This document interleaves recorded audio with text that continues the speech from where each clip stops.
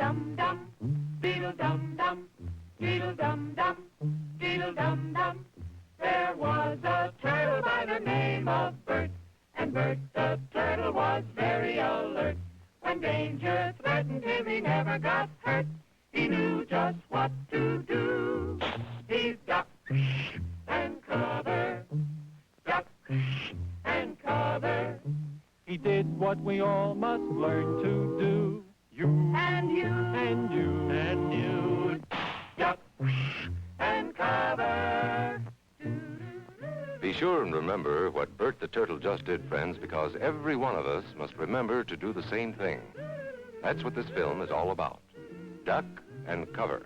This is an official civil defense film produced in cooperation with the Federal Civil Defense Administration and in consultation with the Safety Commission of the National Education Association. Produced by Archer Productions, Incorporated. Hey, Bert, come on out and meet all these nice people, please. Oh, all right. We really can't blame you. You see, Bert is a very, very careful fellow.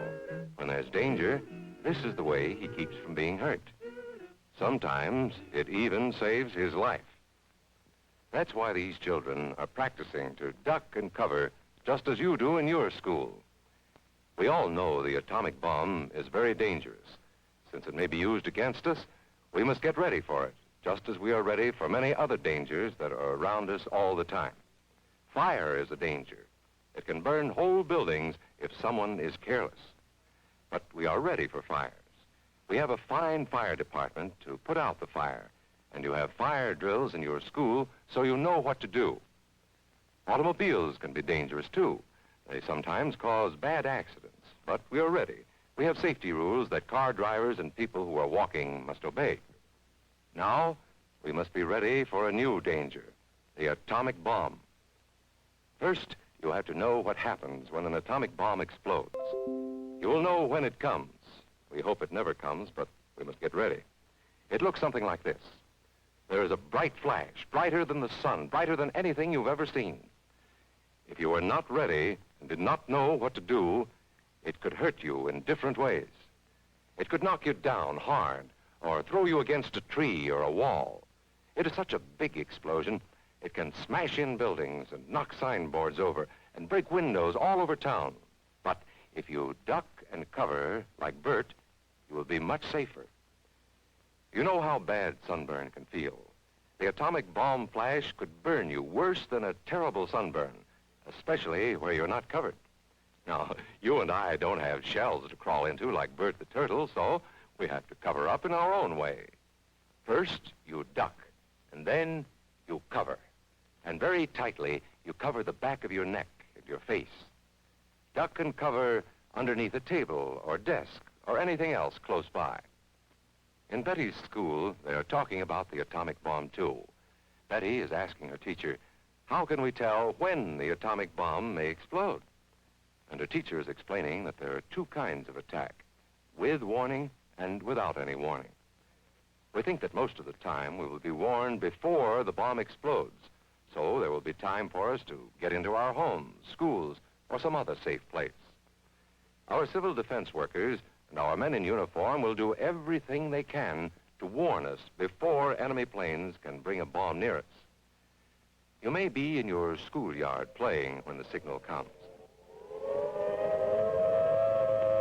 That signal means to stop whatever you are doing and get to the nearest safe place fast. Always remember, the flash of an atomic bomb can come at any time, no matter where you may be. You might be out playing at home when the warning comes. Then be sure to get into the house fast, where your parents have fixed a safe place for you to go. If you are not close to home when you hear the warning, go to the nearest safe cover. Know where you are to go, or ask an older person to help you. You know the places marked with the S sign? They're safe places to go when you hear the alarm. If there is a warning, you will hear it before the bomb explodes. But sometimes, and this is very, very important, sometimes the bomb might explode without any warning. Then the first thing we would know about it would be the flash. And that means duck and cover fast, wherever you are, There's no time to look around or wait. Be like Bert. When there is a flash, duck and cover, and do it fast. Here are some older boys showing what to do if the flash comes when you are not in the classroom. This is what to do if you should be in a corridor. You duck and cover tight against the wall this way. Remember to keep your face and the back of your neck covered tightly. Try to fall away from windows or doors with glass in them. Then, if the glass breaks and flies through the air, it won't cut you. You might be eating your lunch when the flash comes. Duck and cover under the table. Then, if the explosion makes anything in the room fall down, it can't fall on you. Getting ready means we will all have to be able to take care of ourselves. The bomb might explode when there are no grown-ups near. Paul and Patty know this, and they're always ready to take care of themselves. Here they are on their way to school on a beautiful spring day. But no matter where they go or what they do, they always try to remember what to do if the atom bomb explodes right then. It's a bomb. Duck and cover. Paul and Patty know what to do. Paul covered the back of his head so that he wouldn't be burned, and Patty covered herself with the coat she was carrying. They knew how to duck and cover. They acted right away when the flash came. If they had been at this doorway when the bomb flashed, Paul and Patty would have ducked and covered this way, like this girl. Heavy doorways are a good place to duck and cover. She will be safer, too. Here's Tony going to his Cub Scout meeting. Tony knows the bomb can explode any time of the year, day or night. He is ready for it. Duck and cover. Atta boy, Tony. That flash means act fast. Tony knows that it helps to get to any kind of cover. This wall was close by, so that's where he ducked and covered. Tony knew what to do. Notice how he keeps from moving or from getting up and running? He stays down until he is sure the danger is over. The man helping Tony is a civil defense worker.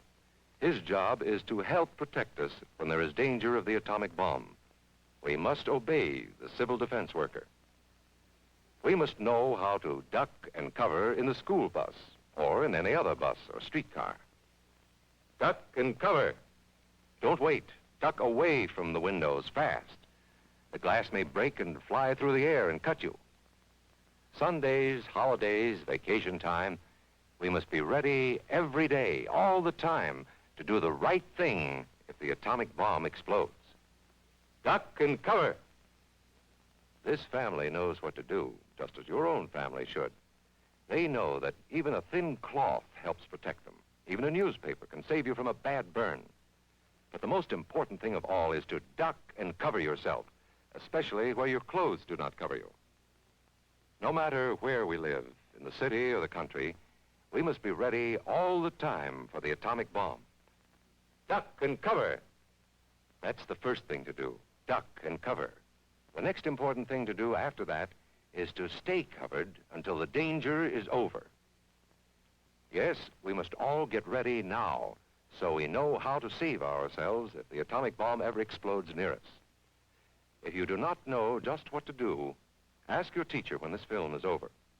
Discuss what you could do in different places if a bomb explodes. Older people will help us as they always do, but there might not be any grown-ups around when the bomb explodes. Then, you're on your own. Remember what to do, friends. Now tell me right out loud. What are you supposed to do when you see the flash? Duck and cover. Duck and cover. Duck and cover.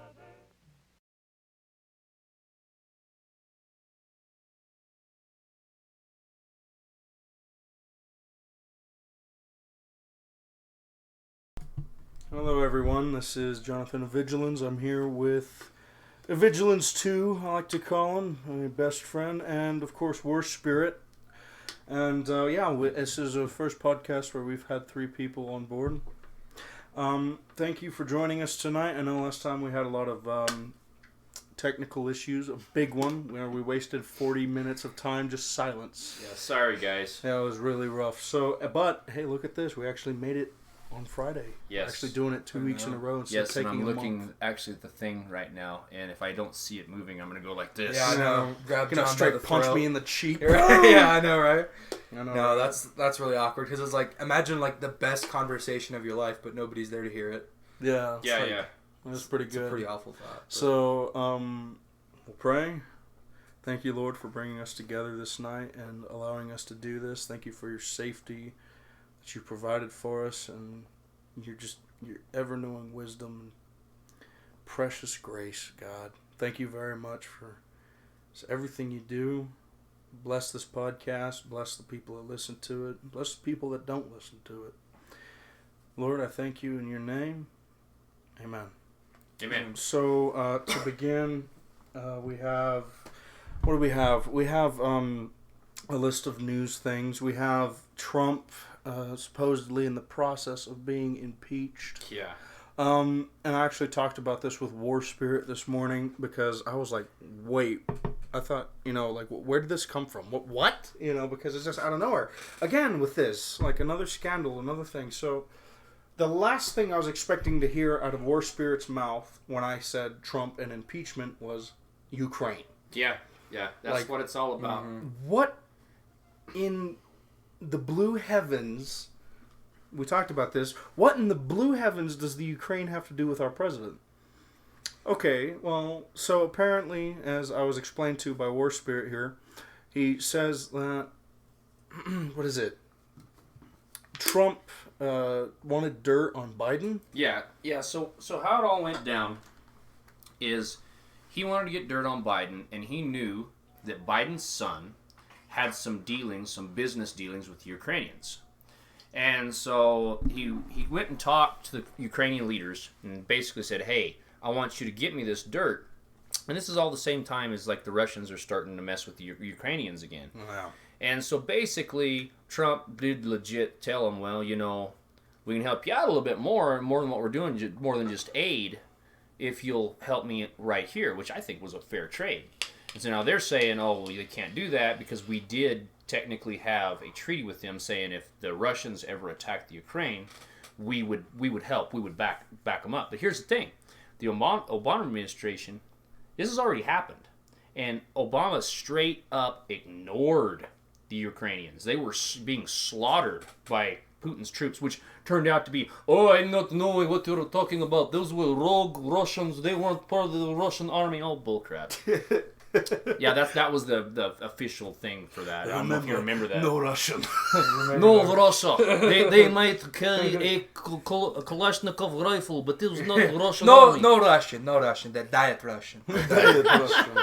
These ones, not even Marxists. These were the capitalist types. Yeah. Capitalist pigs. I know, right? But so that's basically how it went down. So then Pelosi, she gets word of this, and she's like, oh, I guess she thinks that's her ace in the hole, which is retarded. And I think it's always just one of those funny things because it's like, out of all of the presidencies that I can, remember since I'm the youngest lad here, it's one of those things where it's like, every time I, boot up a computer or turn on a cellular device, I am greeted with, news article after news article that impeachment of Trump is right around the corner, you know what I mean?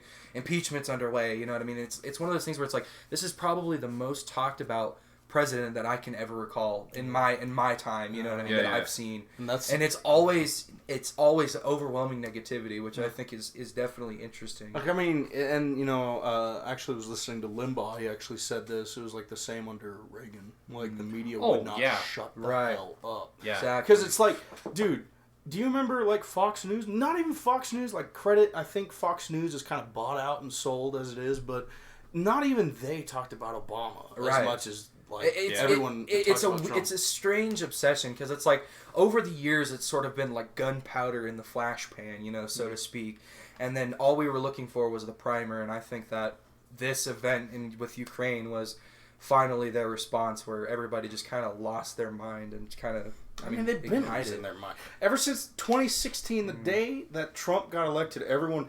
Dude, these people, you remember, everyone's seen the video. I don't even have to link that.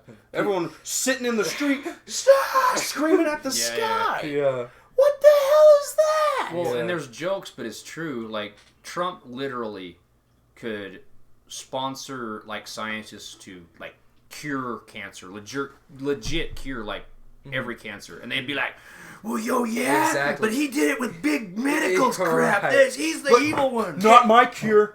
Not my cure. Yeah. Racist. Cancer's actually a good thing, you know, study finds. Cancer cells matter too. Right. It's one of those things where I think it's an over glorified pissing contest to the point where it's like, I hate this person so much that no matter what they're able to do, good or bad, I will inherently disagree with. Which Well, I think, it's insane. I think it's extreme. It's a tragic way of thinking. Yeah. Because, I think at the end of the day, you're going to go to bed unhappy. And I think that's, I mean... That's what I always tell these people, which I was on the phone with you about. It's like, you guys realize, like, Trump isn't thinking about you right now. Yeah, he doesn't care. I mean, he doesn't like... He has more important issues. Probably thinking about his hot Russian wife. That's probably why he's not helping the Ukraine. Yeah, I love that meme, too, that says... I already have your peace offering, Russia. You're so horrible. How do you sleep at night? Naked with a supermodel. I know, exactly, man. And that's on top of my Trump tower. These you know people, what I mean? these people, they let me live in their mind for free. And it's, dude, these people are letting Trump live in their mind. Mm-hmm. Like when Obama was president, I didn't think about him every day. Right. And maybe that's a media thing because I'm forced to think about Trump every day. I really don't want to. I really don't care. Jonathan Vigilance, you mean to tell me that you didn't think about me every day? I'm here to tell you that I thought about you every time I wanted to get you a free Obama phone. That's actually a good one. That's a really good topic to bring up too. Obama phone? There was Obama phone. You on Social Security, you welfare, you disability, you get you an Obama phone. There was actually I don't know if it actually passed, but I remember hearing it somewhere. This isn't any way factual, I don't think, but I remember hearing somewhere that there was a sort of like welfare plan set up where you could actually get a cellular phone. Yeah. Interestingly enough, and the more people, and here's the thing too. Okay, so say I get my Obama phone, and then I go next door and I talk to Jonathan Evigilans and I get him to sign up for an Obama phone. I get extra minutes put on my phone. So it was an incentive thing, really. Yes. Interesting. Weird for the government. Legit. But no, that was one of the things. I don't know if you remember that song. He says, "The world's falling apart, but I got a new phone." Yeah. Because they gave out phones. Who did that? Backwards. Oh, yeah, if you remember them. He said do. he was like, something's falling apart, but I got a new phone. Shout out to Backwards. That's backwards, but instead of like with the words, it's a Z on the end of it, spelled all cool. So all of you out there in YouTube land that are old farts like me, we have no idea what they're talking so about. that's, so will you please explain that's this? a metal rap band, metal hip hop. Metal That's rap? anarcho-capitalist. If you've ever heard, yeah. So it sounds hilarious, but man, their actual topics are interesting. Like extreme libertarian hip hop. Exactly. Gotcha. So actually, the vocalist called me a dumbass. And I can look it that. up. And it was because I'm not a libertarian, but I was like, you can only give so much, and it was just kind of one of those things. I think he was having a bad day. But I have engaged with the Backwards vocalist once, and he just commented, he's like, "You're a dumbass," and I was like, ouch. I was like, okay. Yeah, but that's fine, because I don't have any beef with the guy. I still love his music. Mm-hmm. I was like, he called me a dumbass. Yeah, I know, right? You were like, oh my gosh. No, but it was one of those things where it was cool because I was ignorant to the topic, and it's a big thing with our generation too, especially with rap culture is that was a cool. I'm into it now, but I wasn't then. Yeah. But it was one of those things where it's like, oh, cool, a libertarian band because I was in anarchism growing up. You go through that phase where you stick it to the man by listening to music and doing nothing. Everybody goes through that phase. Yeah. So that was one of my outlooks, and I think it was really cool that I was able to experience that. When you mentioned it, I was like, oh, that's cool. I actually kind of know about that. My dad took my cell phone, so I'm gonna be on this trash can. That is very interesting. That's a cool outlet I never thought of for speech, for the young music, and that's a big thing with us. I remember in particular with him, it's like, oh, I found this cool song, it has a really cool message behind it, so we share it with each other. Got my rap. Government sucks. That basically sums up Backwards, but no, they're okay. Another thing to go back to on the president impeachment thing that I thought was interesting. I had a class project in this. It was interesting because it's like what grounds are they impeaching Trump on, right, is the real question that I have, because the grounds for impeachment are treason, bribery, and high crimes. How is that treason? Treason.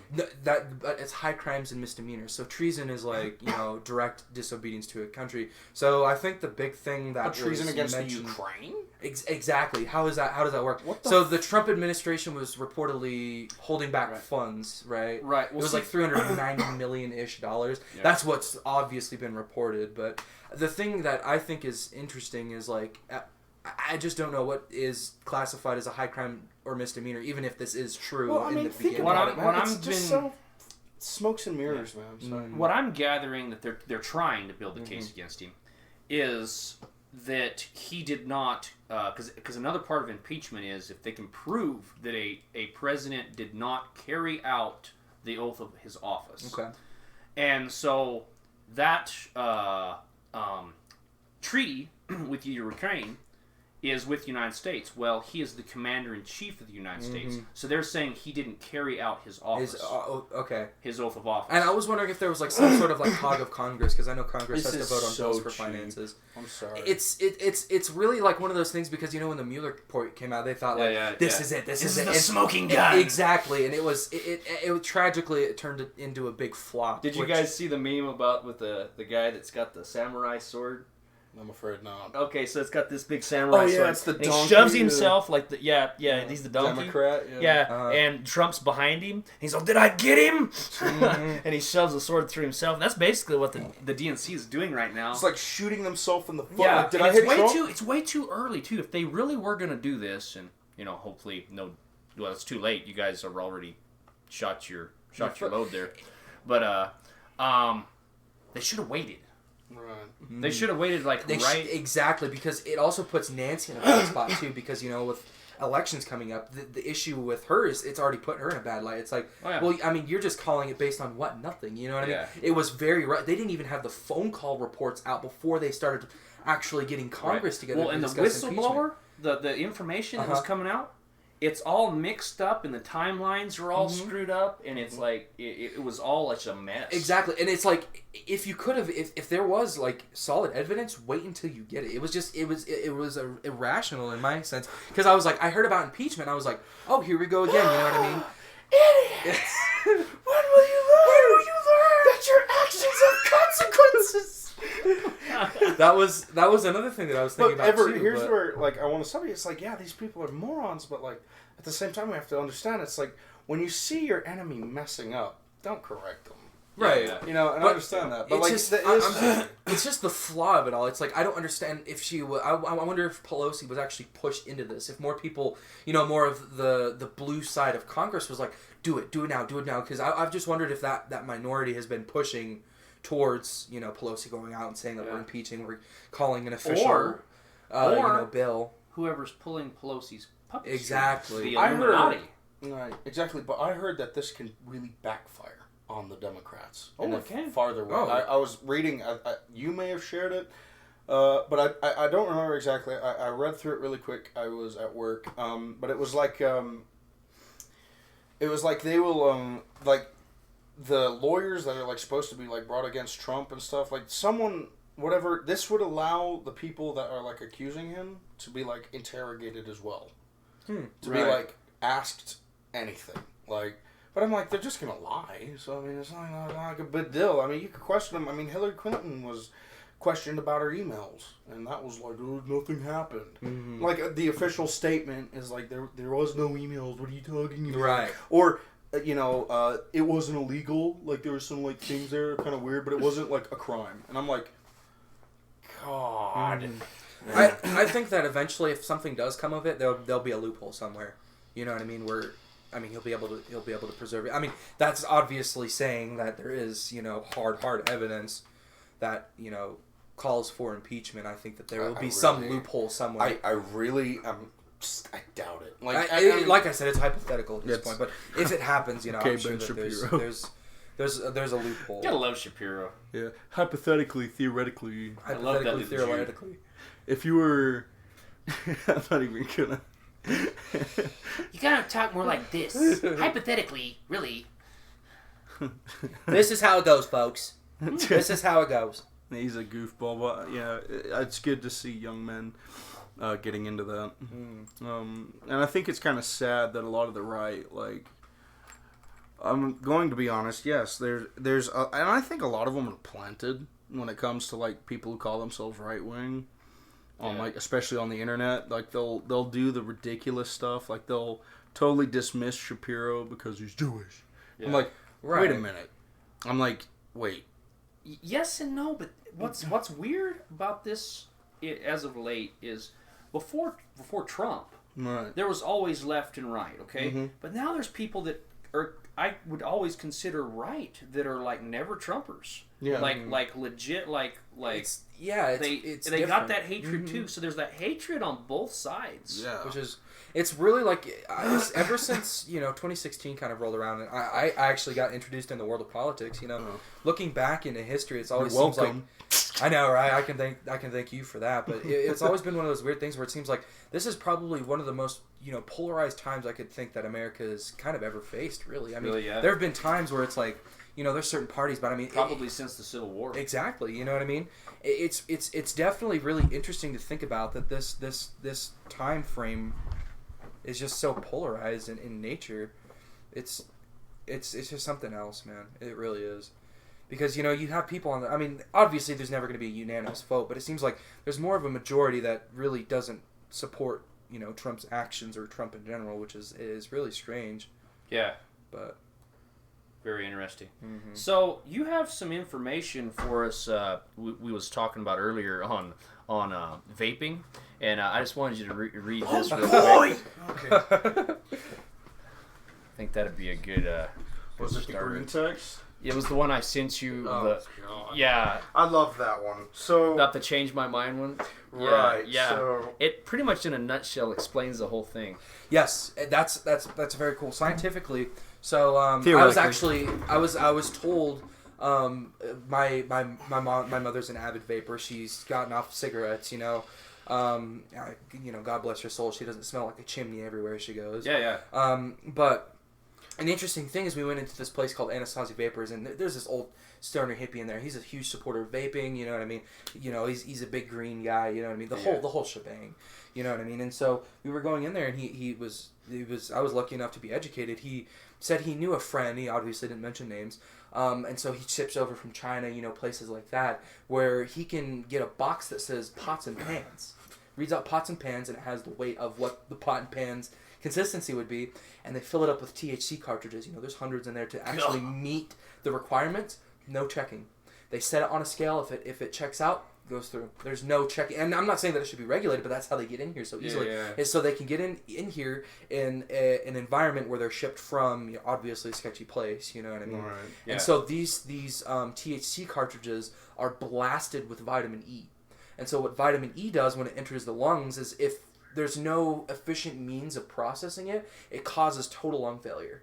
Whoa. To the point where people are dying. And that's why it's been one of those things where, the CDC and, big tobacco industries have taken hold of this, we can dominate the market sector again by pointing this out. And it's like, it's because of the restrictions that have been set upon marijuana legalization in general, because it was the same thing with vaping. Whenever vaping first came out, it was very, very hard to get a hold of vape juice, so people were shipping it in from China, and you were buying it sketchy off the corner of the street, and they were filling it with embalming fluid. So you mean to tell me it's kind of like making more gun laws? Exactly. It's the same concept, because you can go anywhere and smoke weed. You can get weed easy. Doesn't mean it's the best weed, but you can get it easy off the streets. You know what I mean? It's the same concept with THC cartridges, and that's what we're seeing now. Wherever a market tastes, a market grows.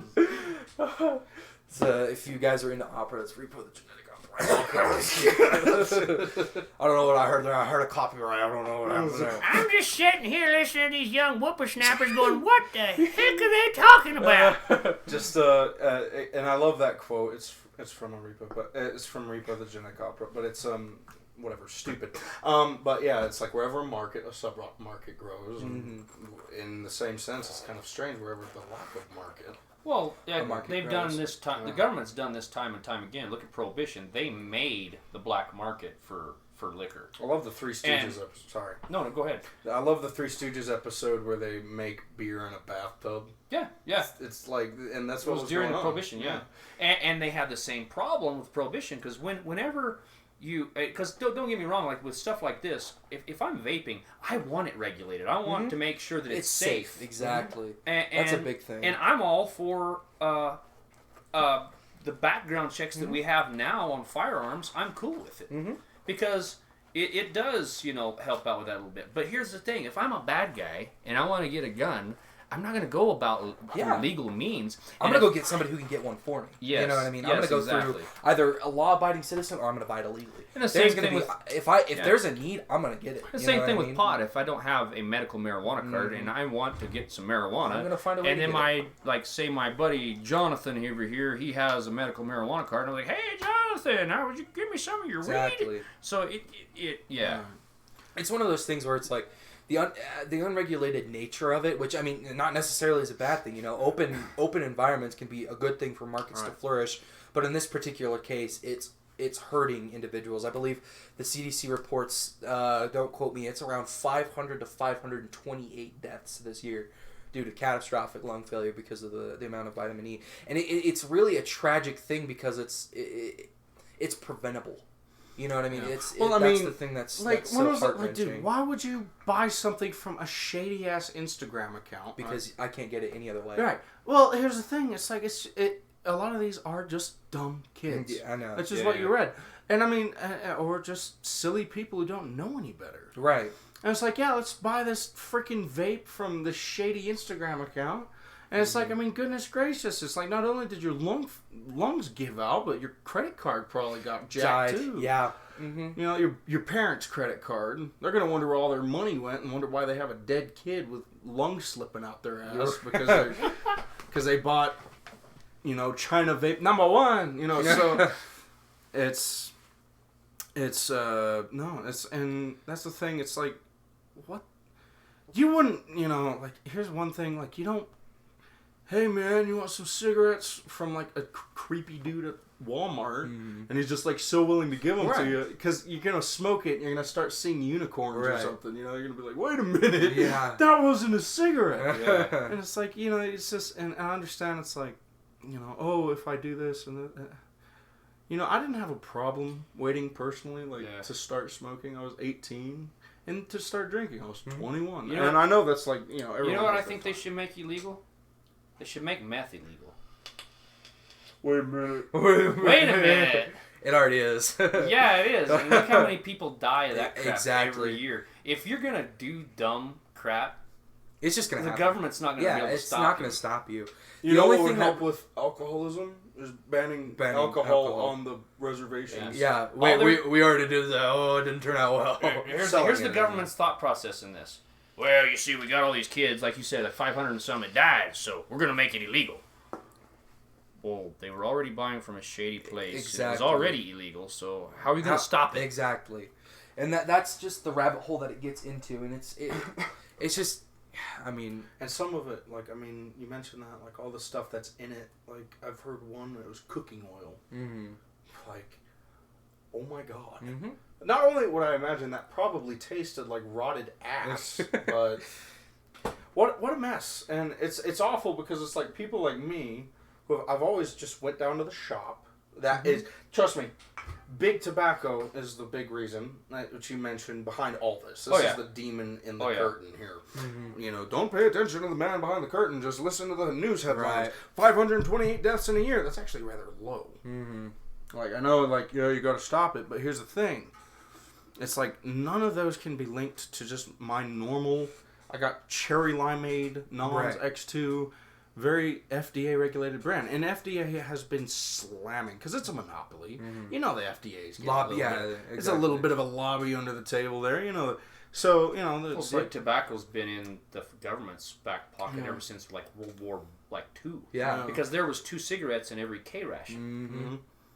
So they've got their hands in this, It's like, so like the big one recently was no cartoonish characters on vapor, which is the same for tobacco. Mm-hmm. okay, fair, you know. And then, you know, you start going things, and then you're like, wait a minute. And then when you start to see vapor have to follow more rules than tobacco, you know it's going something's down. wrong. Speaking of, have you ever seen the 50s cartoon with the Flintstones?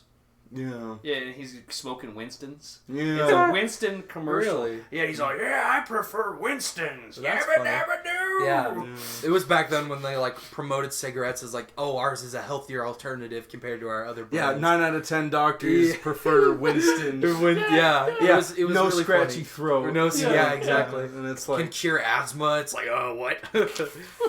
I mean, that's just what happened, man. Any way to get a market. and you notice these old people never die, I wonder, you know? It's like the tobacco The one just- oldest, what was it? The oldest? I don't know if it was Yeah. the oldest man. He was like a World War II vet. He smoked a cigar and drank Jack, you know, every day, pretty much.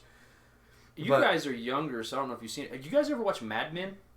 I never The did. show Mad Men? I don't think so. Okay, so you gotta watch it. You gotta Yeah, try it's it. a Try A it out. bunch of men who are very mad. They're just screaming at you. it's about in New York in the the mid '60s, Mm-hmm. and they're marketing, but just the lifestyle and it was legit. Rush Limbaugh's talked about it before, of like you go to lunch and you have a martini and you're at work and like the boss has liquor on his cabinet at work and like all the women that are working there they're very misogynistic to them. Right. But that was like normal. That was that time. Yeah. And everybody smoked. The whole place. When one of the first episodes, they open this up and like because all the women got the big typewriters in the middle of this huge office, and they're all Right. with the whole there's like a smog of smoke all because every one of them got a cigarette in their mouth. That's I love Joey Diaz. He actually had a funny joke about that. He was saying like our new generation is so sensitive that bosses don't keep that top shelf alcohol in their thing anymore. And he was like it was funny because when I was growing up, man, your boss calls you in and what happens, man, you pour a drink and he says you drink the fucking drink, you know what I mean? He says you take that and you tip that thing back, you know what I mean?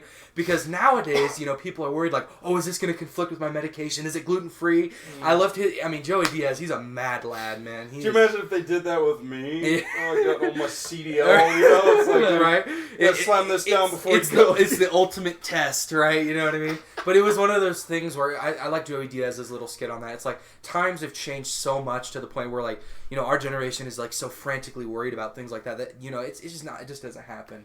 You know what I mean? I think it was really cool that you brought back. It was just a cool like blast from the past. He was like, man, you tipped that thing back. You didn't care. I popped some pills before I walked in the office. I didn't give a damn. You know what I mean? Have you ever talked to old truck drivers, dude? they were pill popping something. Yeah, dude. Black beauties. Speed. Yeah, Yep, it was Blackberries. speed and the pill, man. Yeah. They took those things. I remember one time I knew this guy. I won't mention names. We'll call him Mike. So Mike here, he's been a truck driver for most of his life. And he was describing to me, he was driving towards where the what was it?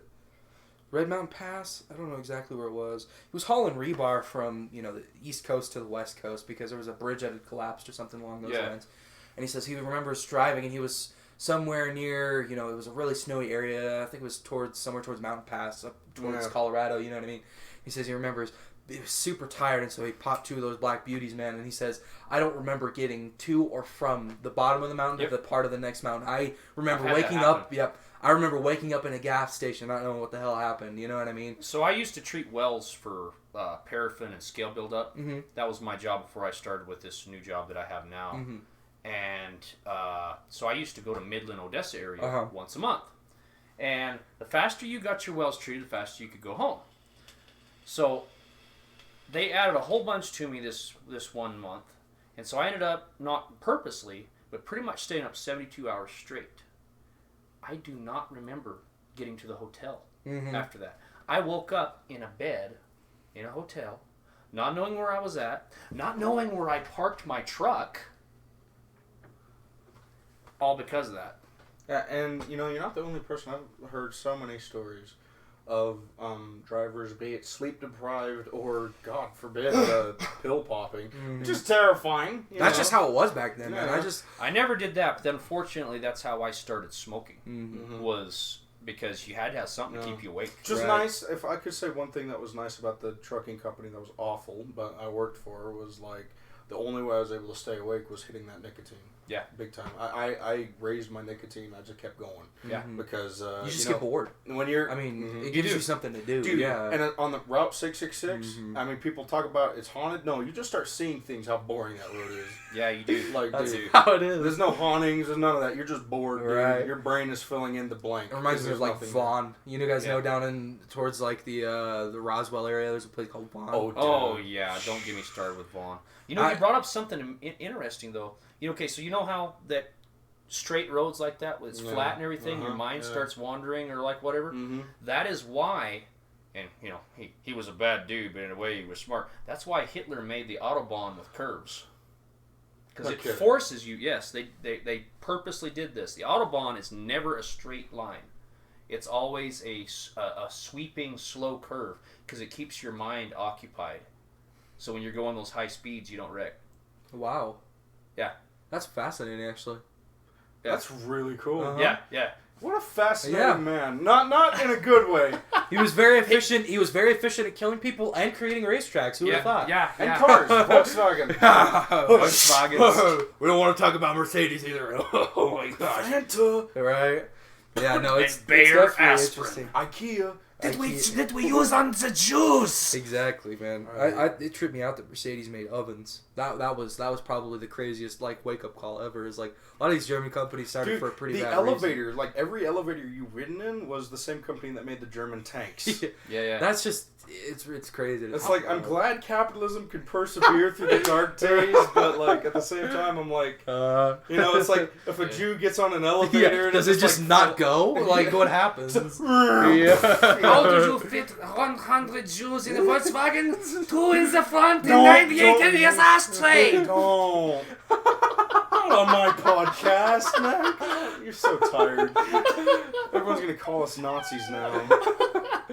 That's fine. We're not Nazis. No, we love you, no. Jews. We do love I you, think Jews. we're pro-Israel, right? Oh, yeah. I mean, I've sat back, and that's another thing I'd like to bring up. Like, I actually watched this documentary because I do have a friend who's not pro-Israel.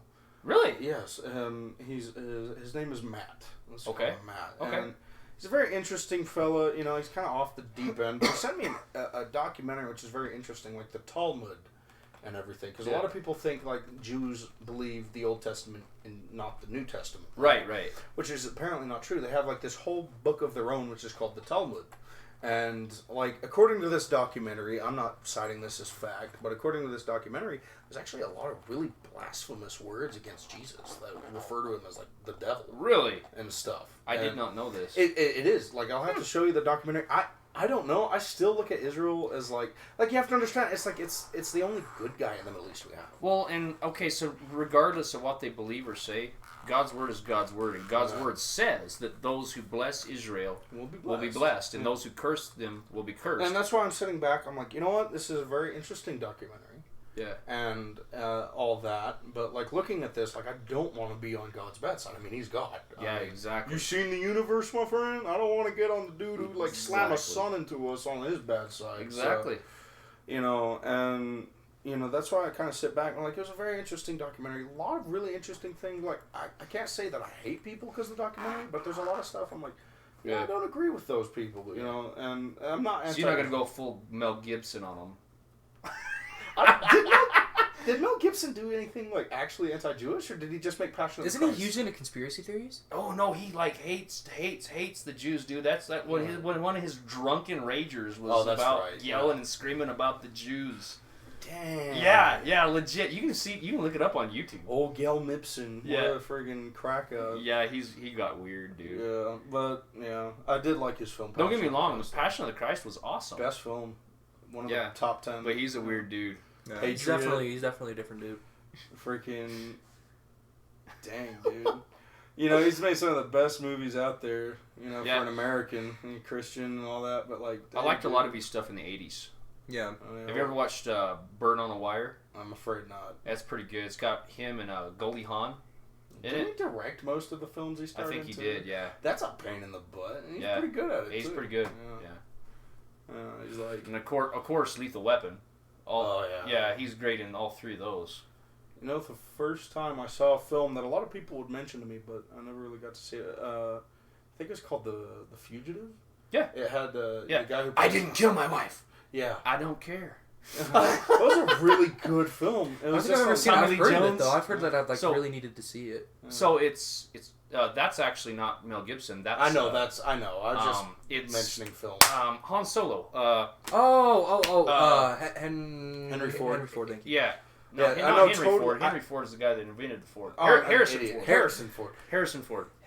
I don't care about yeah. celebrities, but So it's but, him yeah. and Tommy Lee Jones. Okay. Tommy Lee Jones is the U.S. Marshal Yeah. that's after him. You can't handle the truth. You know that guy. No. Wasn't he? No. No, that is a different. That's Jack Nicholson, dude. Jack Nicholson. It's not the first time I've got Jack Nicholson and Jones. Oh, really? confused. Okay. Yeah, because they're very similar. They sound a little bit similar. They look similar, dude. They're old people and they're angry. I was gonna say I don't think they look similar, but Well, okay. maybe not. That's not the first time. No, you're right. They are different. Now looking at it, sorry. But that is one of my favorite quotes in there because so he's running from him down this like he's about to like jump off this waterfall. He turns around, Harrison Ford does, and I didn't kill my wife, and Tommy Lee Jones has, and this is cool because this is back when Glocks were like kind of like a newish thing. Yeah. And he has his Glock out, and he's all, I don't care. And then he jumps off. Yeah. Yeah, that was a crazy. It's like film. it's nothing personal against you, dude. It's just I'm doing my job, and I gotta Right. catch you. Yeah. I don't care. Very good film. Like it was one of those just classic like '80s movies that you have to see. You know, one of those. But what was another few things we had to speak about? Like I know you're pretty good with tech. Do we have any like new tech on the market right now? Not really. I mean, nothing that we probably haven't mentioned. I know we had 5G and we talked about. Oh that. yeah, 5G. That's a good one too. Still melting people's ears. Yeah. Yeah. Apparently, people are lighting on fire over there, and I believe Rhode Island is the first city to implement 5G. But it's really cool. It's like one of the new connections of the future. I mean, to go on a cool rant about it. I mean, like 4G right now. I think the cap that you can get if you're in like a really good city is like somewhere around 30 megabits per second, which isn't megabytes, megabits. They're seeing speeds of up to 1,000 to 2,000 megabits on 5G, which is So that's like you put in the thing and it's a. yeah, it's bam. You know what I mean? And I mean, what would be the point of going any faster? It's like a. I mean, more data, because we're getting to the point where, I mean, I don't know, this guy, Excuse me. bless you, there's a guy called Linus Tech Tips, and he records his videos in 8K, so, like, Yeah. right now, the box standard for, like, you know, our pretty good standard, you know, for high-end viewing is 4K. I mean, it's double that, you know what I mean? It's 8K, so he's preparing really for the future, but, I mean, he needs petabytes, which is higher than a terabyte. He needs petabytes of storage, which is 1,000 terabytes worth of storage, which is... That's huge. Wow. So I mean, Well, as technology gets better and better, like when I was a kid, one of our first computers was an old 486, and we had this like I forgot what memory but it was or what hard drive it was, but it's like we'll never fill that. Exactly. It was like 64 megabytes. yeah, exactly. And it's like, man, your phone now, like my phone, my brand new S10 Plus can hold around 140 gigs of storage, and that is like unimaginable. We're getting to the point where we can fit a terabyte worth of memory on a USB stick. Yeah, or, I mean, or a micro. Exactly. I mean, eventually we'll be able to get to the We got point where 256 on those micros. Exactly. I'm gonna time travel to 1992 and show my iPhone with 1,500 pictures on it. Exactly. I And mean, be like, our what? our phone has Yeah. more computational power than the actual astronaut moon landing craft. Like, that is unfathomable to me. Isn't that crazy to think of? But the thing with 5G is, like, you know, as data gets more and more expensive, it's going to become, we're going to need to move up. You know what I mean? As of right now, there's no feasible, like, option. It doesn't make any sense. You're going to get downloads like that. I mean, it's just going to be quick. But the thing with 5G is it's such a short signal. So it's very, very strong, but it's only up to a certain point. If you get blocked by an object, you're on 4G again. It's because it's such a strong signal that it can't have any objects blocking it. So what they're thinking of doing is creating a node system to where you're constantly connected to a tower. They're going to be on actual electricity poles. As you drive or move around a city, they're going to be connected to a node where you're connected to several networks at once and you're bouncing around. Yeah. It's really cool sounding, but it's Makes one of those sense things that because it's going to be expensive to implement and it's going to take a while. So it's not something you're going to see tomorrow. Maybe a couple of years down the line, we'll move over to 5G to where even, you know, in a smaller town. I don't think Farmington's going to reach that for another... Exactly. I don't think so, but I mean, like, moving to another city would be really cool. There's already 5G model phones, like the Samsung S10 5G. It's their 5G phone. It's a separate phone from their model. You won't get it with newer phones, but it's their separate 5G phone. Now, will that 5G phone go back to 4G? Yeah, it'll still run 4G. Yeah, it's basically 4G with 5G capabilities. Gotcha. But the thing is that it requires more battery. That thing pumps out heat, man. Does it pushes out heat. It's one of the hotter smartphones when it's running on 5G. It's just computational limitations. I mean, it's no different than... Comes with face cream for the burns after using it. So do you think 5G will affect, like, the gaming world? Not really. The gaming world already moved into gigabit connections, which it's easy. It's lightning fast. You can even move up to 10 when gigabit. was the last time, like, I mean, ever since we switched to, which is the big thing in Farmington right now, because we had AssLink, aka CenturyLink. And then we moved over If to you're on CenturyLink, Comcast. you're probably listening to me. I probably sound like a robot. Yeah. Like... If you're on Xfinity, you probably got a decent package. You're probably hearing me just fine. He's probably hearing the 50s propaganda just now, just while free for him. Right, exactly. So, but you know the thing with that is the PC world is kind of ahead of everything in aspects. So I know that we have the ability for like larger enterprises to get something called 10 gigabit, which is 10 gigabit. I mean, it's basically you can get. So normally we can transmit. Typically what you get at a home is about 150 megabits on a wired connection in the most optimal conditions. Enterprise, I'm going to refer to Linus Tech Tips. I'm a huge fan of his.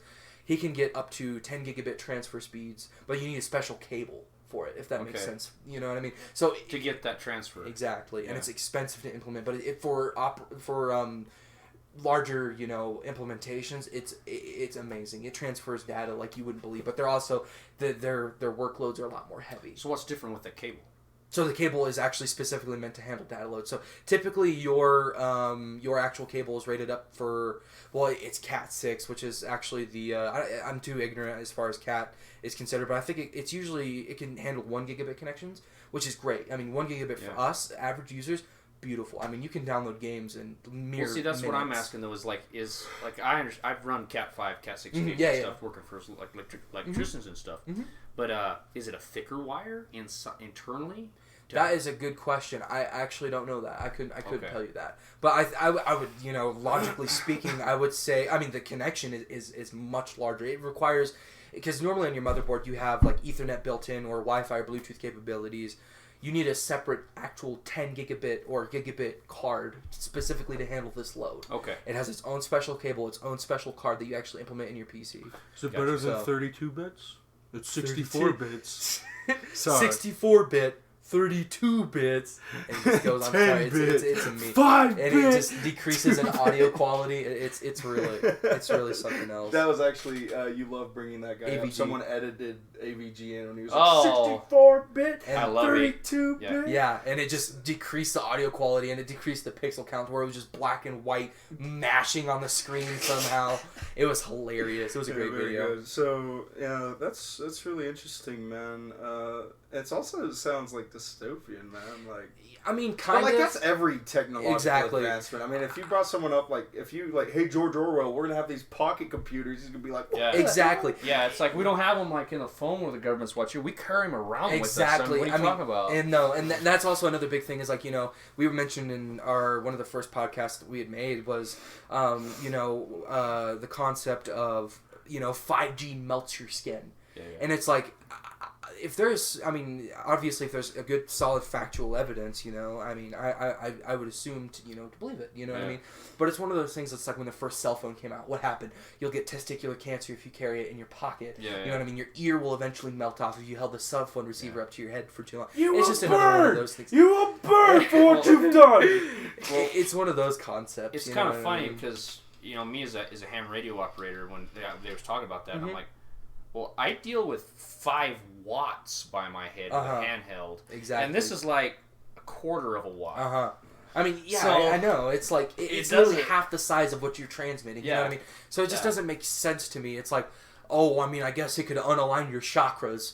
You know what I mean? Your chakra crystals in your body. I don't know. I'm feeling the vibe. it's just one of those things. I think people are either scared of because we're in such a rapid, pace. Everything in the tech world is bam, bam, bam. For the most part, there's sort of a plateau of stagnation that's occurring right now. Yeah. Right. But I mean, it's one of those things where it's like once a new technology is implemented or it's been created, there's always a worry involved in it, you know what I mean, for big releases like this, you know what I mean, because this all things considered, it's a huge milestone, although it doesn't seem like it's big. It is kind of big for how tiny the device is and what speeds we're getting, you know what I mean.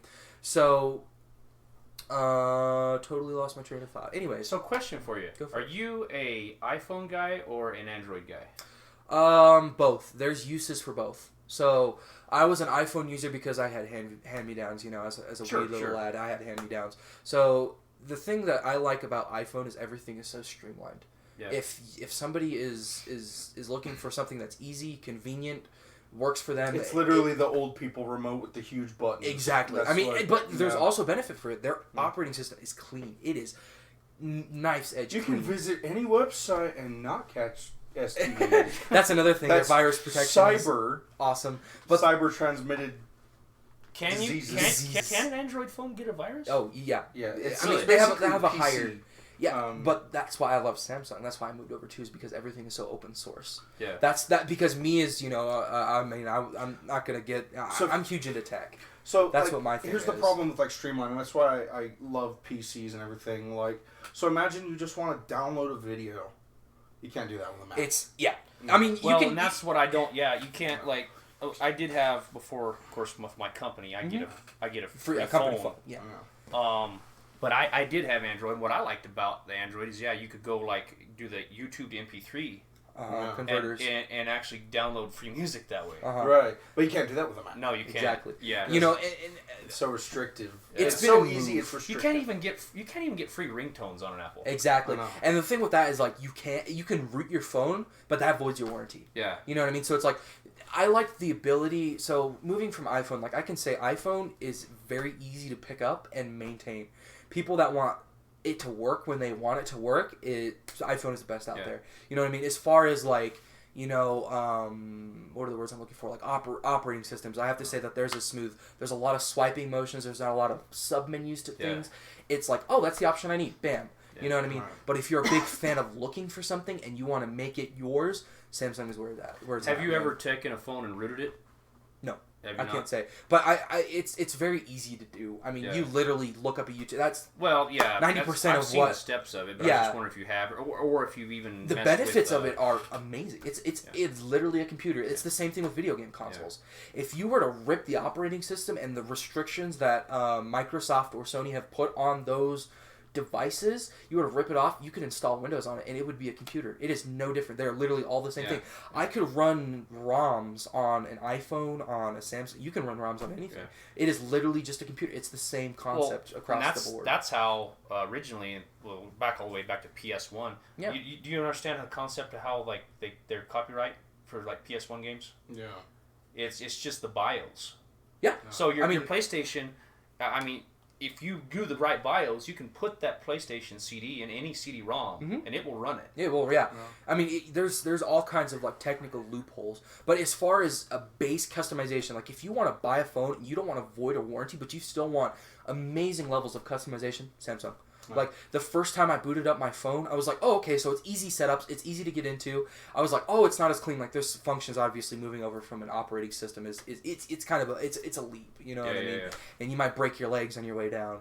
But man, it was easy to pick up and I could see myself using it easily. But man, once I got into customization, I spent an entire day making that phone mine. That's cool. I put everything where I wanted it to. I mean, even down to the thing, I'm a huge Spotify listener. I love to listen to music, as this guy discussed. Got me to Spotify. Yeah, I know. It's amazing. It's awesome. Podcasts. It's awesome. And the software support for Spotify is why I buy the subscription. I can listen to it on my PC, and I can open my phone up and continue right on my phone in my earbuds. Yeah. I can go from my phone to my Xbox One to my PS4 because Spotify is supported, not the same as Apple Music. And now there's this new app called JQBX. Which allows you to sync up music with other users. It's amazing. Me and him, it's you can become a DJ, and you'll have two DJs, and they'll go back and forth. So he'll show me his music, and they'll switch to my music. And there's even a chat and we'll both listen to it. Now, can you do that with the free version? You can probably listen. Maybe. You could probably listen, but I don't know, because I know that there's an account restriction in Jukebox. It'll say, oh yeah, you don't have premium, so I think there is an issue there. But the only reason why I buy it is because you can download music and you can listen to it anywhere. You know what I mean? Yeah. The benefits that you're getting from downloading is you tap on a song and you hit play. You don't have to shuffle. You don't have to listen to ads. That's just my main benefit. I'm a skinflint, so I don't pay for that. Yeah, exactly. I get it. It's not meant for everybody. But the thing with Samsung that I thought was amazing that allows for customizability is on iPhone you're not allowed to take a playlist from Spotify and put it on your home screen. I can set a widget, which is what Samsung uses as their way to allow apps to have something on your home screen. I can have a widget for a playlist. I tap on that playlist. I'm playing music. I am playing that music just like that. I don't even have to open the app. It'll open the app for me. I tap on it. I'll go into the playlist and it'll start playing music. Yeah. That is awesome. That is amazing. I'll show you it right now. Because I've always been pro Samsung. I've lived with my iPhone. See, look. I go right here, so you can add a widget. So if I go into Spotify, right? I go into Spotify, I'm like, oh, check it out. I want to listen to Bass Arcade. I don't know. I hold on to it. I go down here and I go add to home screen. I already have it on my home screen. So you add it to your home screen. I have a little folder here full of my music. I tap on it. I'm playing music right now. It is literally that easy. I don't have to open the app because it opens it for me. It's just basically like a macro, if you know what that is. Push a key, it'll do a function. It's kind of like going to a website, saying, like save website to desktop. Yeah, exactly. You click on it and it opens the website. You don't even have to open Chrome. You don't have to type anything. You click and it's done. That's what's awesome about it. But the thing with iPhone that I'm missing is there's certain little things that are awesome to cue music. You swipe to the left. You can't do that on Android. You have to touch and hold, and then you have to hit Q with your thumb. I'm that's inefficient. That's just because there's coding things like Snapchat's aspect ratio. But as far as raw things, the actual Samsung is faster than the iPhone X comparatively.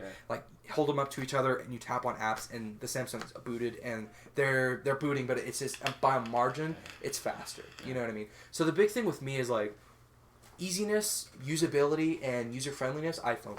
All the way. Yeah. Customization, tech nerdy stuff, you know what I mean, that you love, that if you want to make it yours, Samsung all the way. Yeah. I mean, there's just certain niches that it filled for me. Content consumption is no other on that phone. Yeah. Samsung has the best displays out of all of them. You know what I mean? But that's my take on it. Right. So another thing I was going to bring up, Elon Musk says we're going to be going to Mars soon.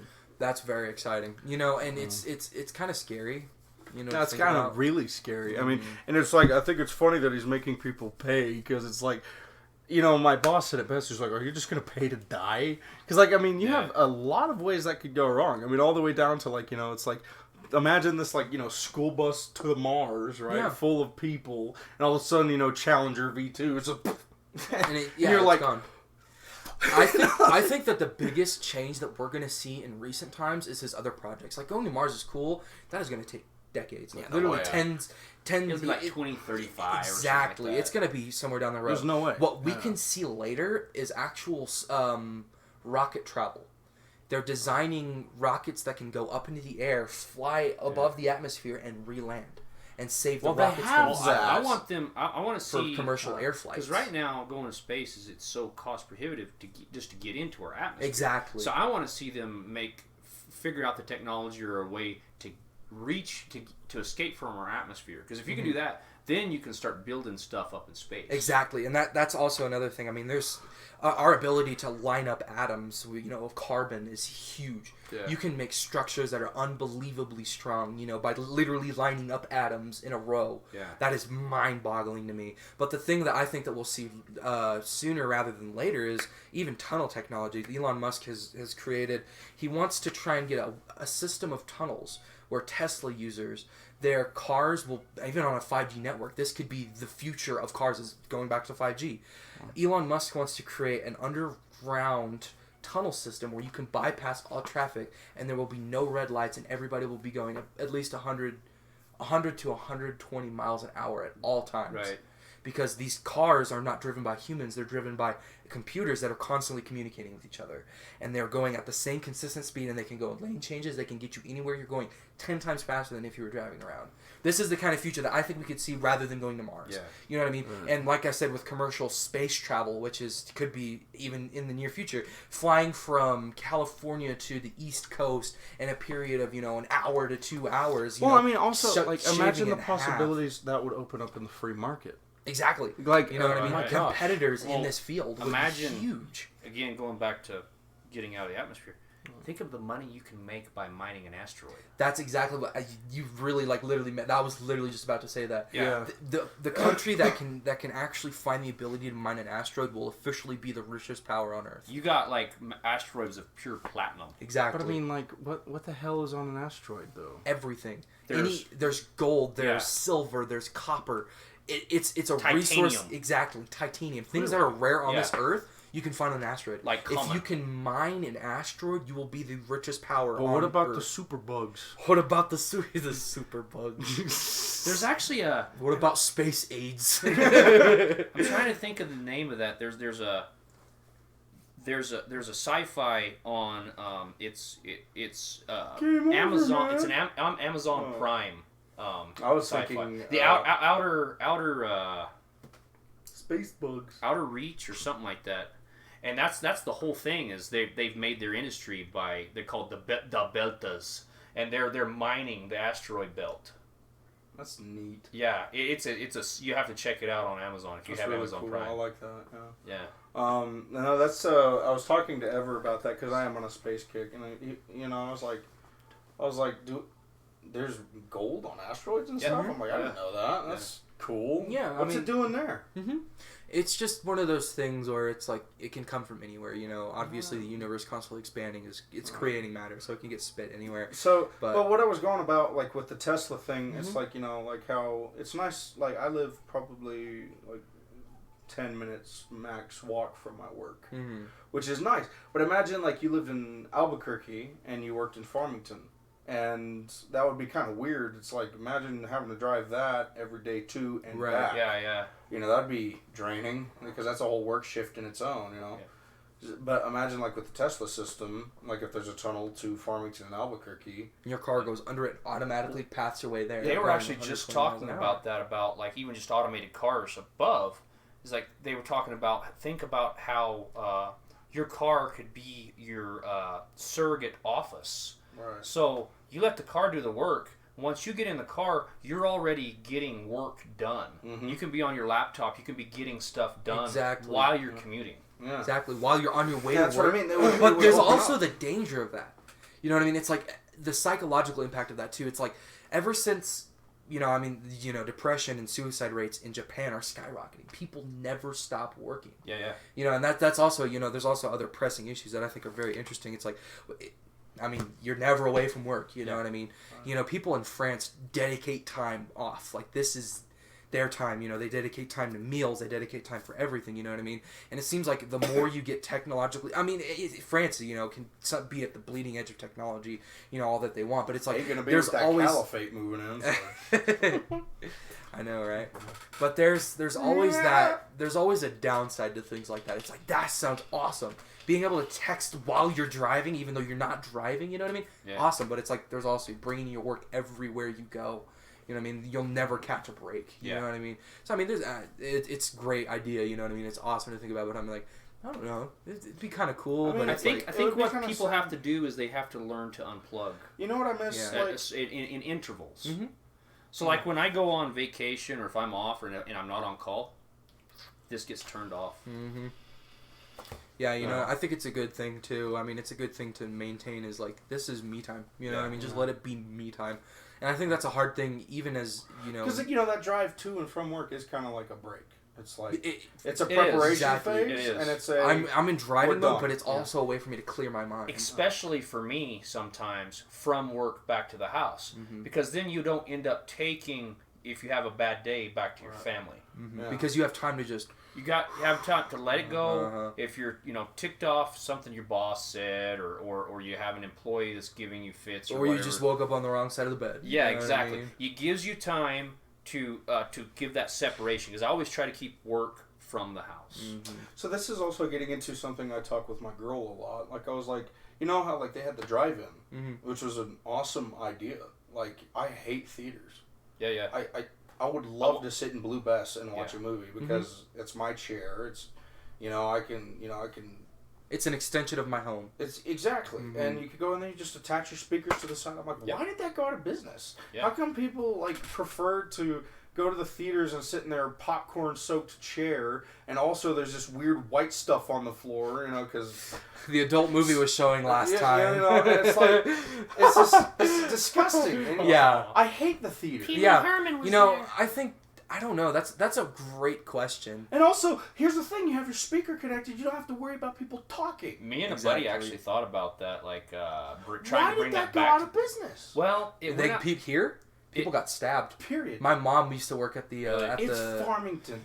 People got I get stabbed it, but there. like that, people get stabbed at Allen 8. I was gonna say, I heard it was like all the drunks and stuff coming. People smuggling in alcohol and stuff like that. Fence. I mean, and I know the thing with that, I mean, like, I don't know. That's a smuggle great alcohol question. into freaking theaters. You can't tell me they don't. Right. Nothing's changed. That's why you buy those little minis. That's why you just bring a water bottle. Yeah. You bring the minis and you stick them in your pocket, and then you open it up and stick it in your Pepsi. Every time I don't know. Every time I go to the theater, I got like 10 sodas in my cargo pants. Exactly, dude. Yeah, Man, you got a girl. Have her bring a purse. Yeah. Like, oh yeah, my wife has this huge. We call it the movie purse. The movie purse. Yeah, Just shoves and it's like drinks that and big. snacks. It looks like a diaper bag, and we just shove. It's all got all a kinds of microwave in it. You want your tamale? You know what I mean? Yeah, One of those things. people all watching Star Wars, all you hear is beep, boop, beep. Yeah. It's R2-D2. Yeah. He wasn't even in this movie, stupid. This is Star Trek, dumbass. This isn't even the right movie, bro.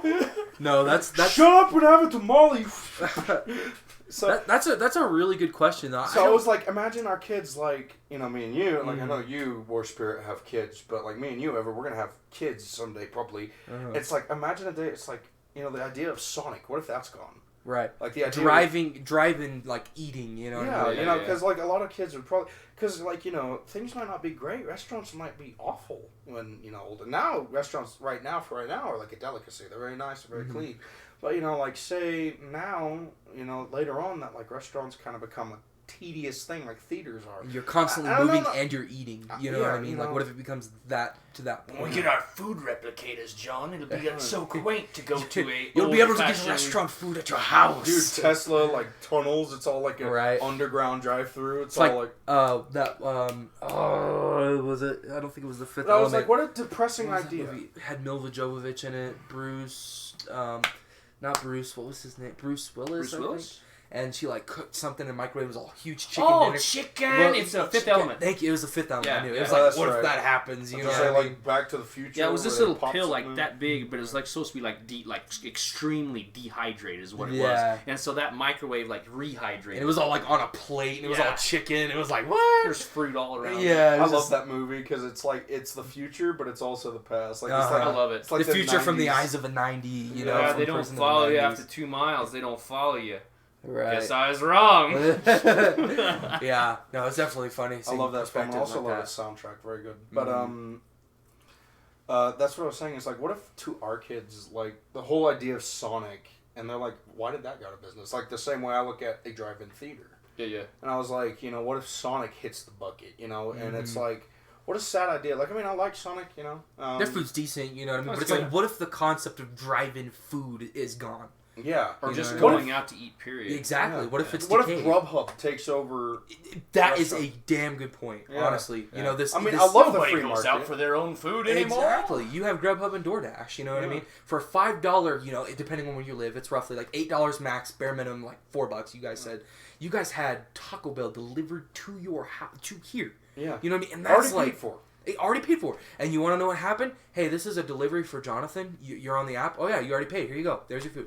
It's as simple as Good that. day. Oh, so they do have that here now? Oh yeah, Yeah, DoorDash. okay. You could get like Firehouse. Have you tried Firehouse subs? No, I have not. Fantastic. Probably the best sandwich money can buy. Not gonna lie. Yeah, I'm gonna tell you, a lot of Amazing. money can I'll buy have to it. try it out. Oh. Are they pretty expensive? They're expensive. Yeah. So like if you want like a large sandwich with a hell of a lot of food, it's like $10. It's really good. I got some coupons. So, They are A1, man. They have Yeah. some of the best. But anyways, you can get that delivered to your house. And my dad and I were sitting there, and we were talking. We saw this dude who had we were sitting there eating. You know what I mean? This dude from DoorDash came in. He was like, "How far do you guys go?" He says, "Oh yeah, we're all over the Tri-City area." Yeah. So they deliver out where we live. You know what I mean? Which is like I'm we live out in the honestly country. surprised that hasn't happened a lot sooner because we've had pizza delivery exactly. forever. Yeah, I mean, exactly. Amazon drone delivery. Since the 80s, we've had pizza. I know, and it was weird. It was such a. I just wonder why it was such a slow advancement. You know, it's a very good question.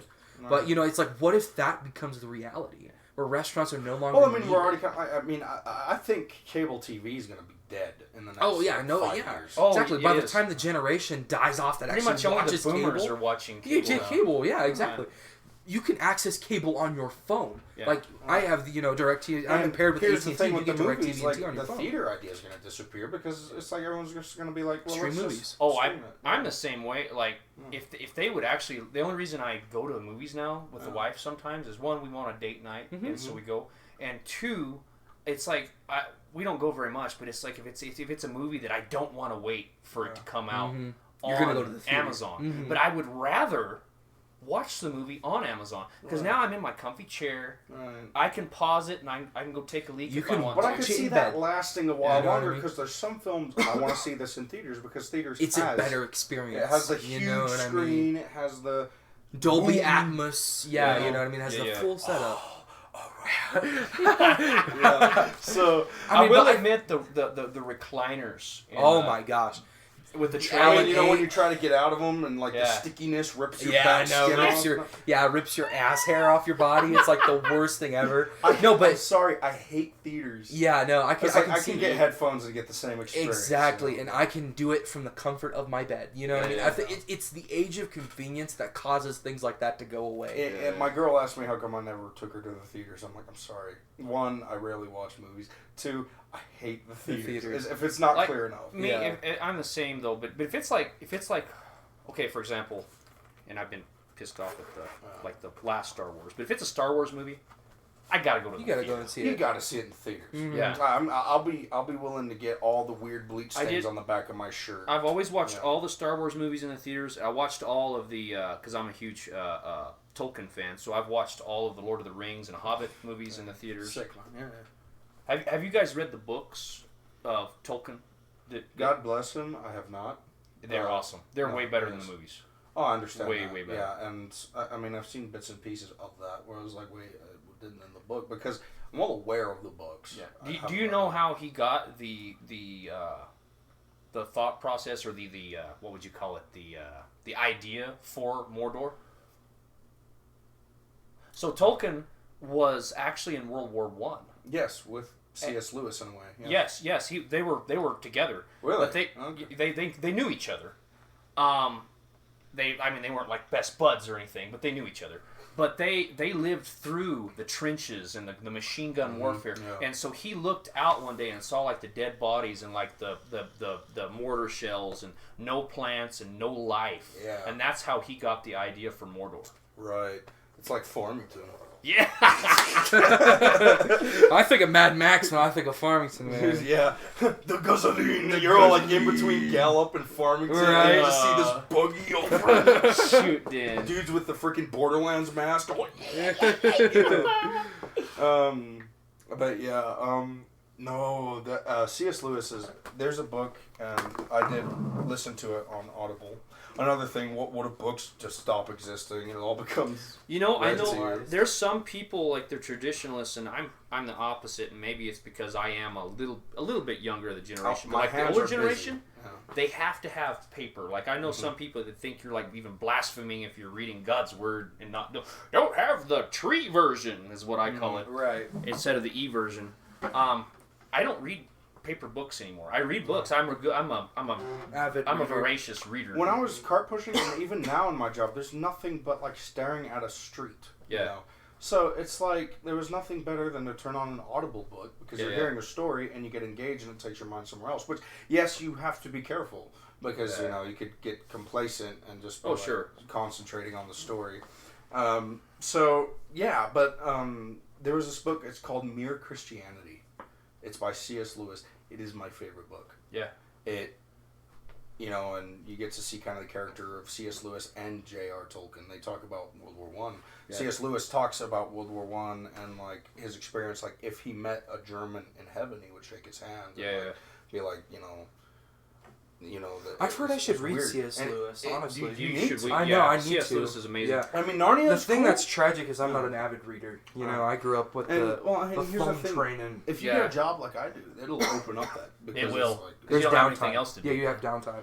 Yeah, you know, that's always the thing that it's like I want to make time for it, but it's like when I have free time, what am I doing? I'm playing video games. Yeah. You know what I mean? I'm playing a story that I can move. I can live on. I'm writing my own book. Exactly. You know, hey, is my charger or something over there? Do Do you have a free? Here, just plug this in on your computer. No, I'll just plug it in the PS4. So Yeah, that works. I wanted to read this quote real quick because me and John have talked about this concept before, and it's funny that you bring up C.S. Lewis, and I didn't even know that he died on the wrote same this. day of JFK, by the way. I did not know that. Yeah, just fun fact. But you know how we're talking about like how hard times, build hard men. Yes. Hardships, and this is written by C.S. Lewis. Hardships often prepare ordinary people for extraordinary destiny. Exactly, and I think that's him. You know, if you look at him and his story, yes. Yeah, definitely. I mean, my goodness. And his account, it was very interesting because when he was writing about war, like in the opening of the book, he talks culture. He talks about the culture and how it's changed. And this is in like 1910 times. Yeah. 1910 times are scary. And Yeah. he's talking about how people were too open about sexual stuff in like 1920. I'm like, dude. She showed her neck. I know. Her ankle He was showing. and he was talking about people speak of it too freely. It's a very sacred thing. And that was like written in like 1920, this Mere Christianity book. Yeah. And I'm like, what a dark foreshadowing. Yeah. Because like you can't go in public without like, yeah, I was with her last night, I was all slapping that ass, and it's like, dude, that's awful. Virginity is no longer sacred. Yeah. No. Even in the Christian community, you can even argue that it's no longer sacred. It's really not. I can tell you from my experience in this town, no names, that most Christians I've met have no care whatsoever for that. It's really strange to me because I don't know. It's like what happened. You know what I mean? It's just the deception, right? I mean, and it's constant with us. And now we have, I mean, most Christians that I've met, man, just like anyone else, it's porn addiction. I mean, it's hard to find a guy that hasn't. It was like something like 98% of the entire world has seen pornography, and the only 2% don't have access to internet connection. I don't know of anybody, I think Amish and Africans. Yeah. Mm-hmm. Those who do not have an internet connection have not seen pornography. And see, this, this is modern age too, where it's really easy. Like, it was a little harder, like, when I was a teenager. Yeah, you had to sneak a magazine or two. Yeah, you had to work for it. Exactly. You had to, take the magazine and then talk the lady at the front desk of selling you a Playboy. And then the embarrassment of, knowing, I know what you're doing. Right, exactly. So it was like... These are going to be really valuable someday. Yeah. It's for collection purposes. So I only look at for the articles. Exactly. I remember hearing that joke somewhere. It was like, I'm only here for the editorials. Yeah. Okay. Yeah. No, but that's one of the funny things. And now it's one of those things where it can easily be an addiction. Yeah. Because it's easily accessible. You don't even have to work for it. Well, and see, and I was a little bit easier than that because we had satellite when I was a kid. And I'm not talking about the satellite dishes that we got now. I'm talking about it was a big honking 7-foot wide dish. And you had to hand crank it manually, and there was different satellites you could turn it to. Right. Well, at the time, this was before HBO had a subscription. So if you had satellite and it was live feed, it was HBO live feed. Right. And in the middle of the night, man, it got some freaky stuff happened on HBO. Yep. So that was my first experience. Unfortunately, experience. Yep. But nowadays, it's one of those things. It's an advertisement. Yeah. You open an email, bam, you've seen it. Yeah, it's there. That is the mark. It's a frag grenade. It is literally, yeah. Because my young mind, I said, the first time I saw it was I was looking for memes, and 2004. That's I'm a fire in my laser, innocent as could be, and it's a frag grenade, boom in your face. Just Google images with safety mode on. Yeah. And it was right there, big old pair of boobies. Yep. Yeah. And I gotta say that was a mental effect. Oh yeah. And it well, because we're created. Men are wired that we're visual. Exactly. And so when you see that, it sticks. I mean, you're like, wow, that's pretty nice. Yep. Because that that's was how we're enjoyable. wired. I'm gonna do it again. Yeah. You know what I mean? And that's also why it could be seen as an addiction. I can tell you, I was shaking in fright when I saw it. I was like, oh my god. Yeah. And then once that calmed down. you go back again. Well, You're like, wait a minute. well, you just got endorphins. Yeah, exactly. It's a natural curiosity that is very easily abused. You could Well, I say. mean, think about it even, like a but- cigarette. The first cigarette I had was the best cigarette you're ever gonna have. Yeah, exactly. It's the first one, and then after that, it was like whatever. You don't care anymore. I mean, and then your first week of smoking is your best week, and then after that, it's like it's the same concept even with methamphetamine. You know what I mean, or heroin addictions. Even your first hit is never. You're never going to experience that again. You become You're dependent. never going to experience it again. Yeah. I mean, a You know porn what I mean? withdrawal is like really bad. Like Oh, it it's is. like, oh my gosh, like Mhm. reading about these guys, and it's like, they're twitching and like they just they're sitting there. It's Well, hard. It's a physical It's thing hard. that happens to your body because it's used to those endorphins being Right. released, and then all of a sudden, you don't have that release. Exactly. You get depressed, like, Yeah. and it's like wow, and it's like how can you become addicted to images? It's Yeah. weird. You okay? I just heard it squeaking. I thought it was like a dog outside the whimpering. chair. I was like, It's a chair I'm on. I know. I thought it was a dog whimpering outside. I was like, Did you "What?" open it? It's the Skinwalker. Yup. yeah. Claire. Dude, Chitana's. What's up, dude? Oh, she's She's like, "Will you guys shut up?" Yeah. Sorry, love. No, but it's really interesting, like bringing that up. I mean, like, the age of convenience also has downsides like Which that. was like interesting. It's like I remember speaking to the youth pastor back in the day. I was actually talking with her at Buffalo Wild Wings, and it was like, what an interesting concept. Like, what would happen if like Walmart just stayed open till like 5 p.m. like all the other businesses, Yeah. And it's like, what if this age of convenience where it's like you had to get what you needed during the day, and like at night you're kind of on your own. I still remember as a kid, and back in the day, like Safeway and all those different places, they would not sell alcohol on Sundays. Yeah. Period. And so if you wanted a beer or whatever, you got it before Sunday because they weren't selling on Sunday, which I think is a good thing. They I'm just were, gonna order my Amazon drone. yeah. So it's a different world we live in. Beer hub. right. Oh, there you go. But yeah, you can do that. I know people that have wine You can get delivered to their house. whiskey subscriptions, whiskey Speaking of, club.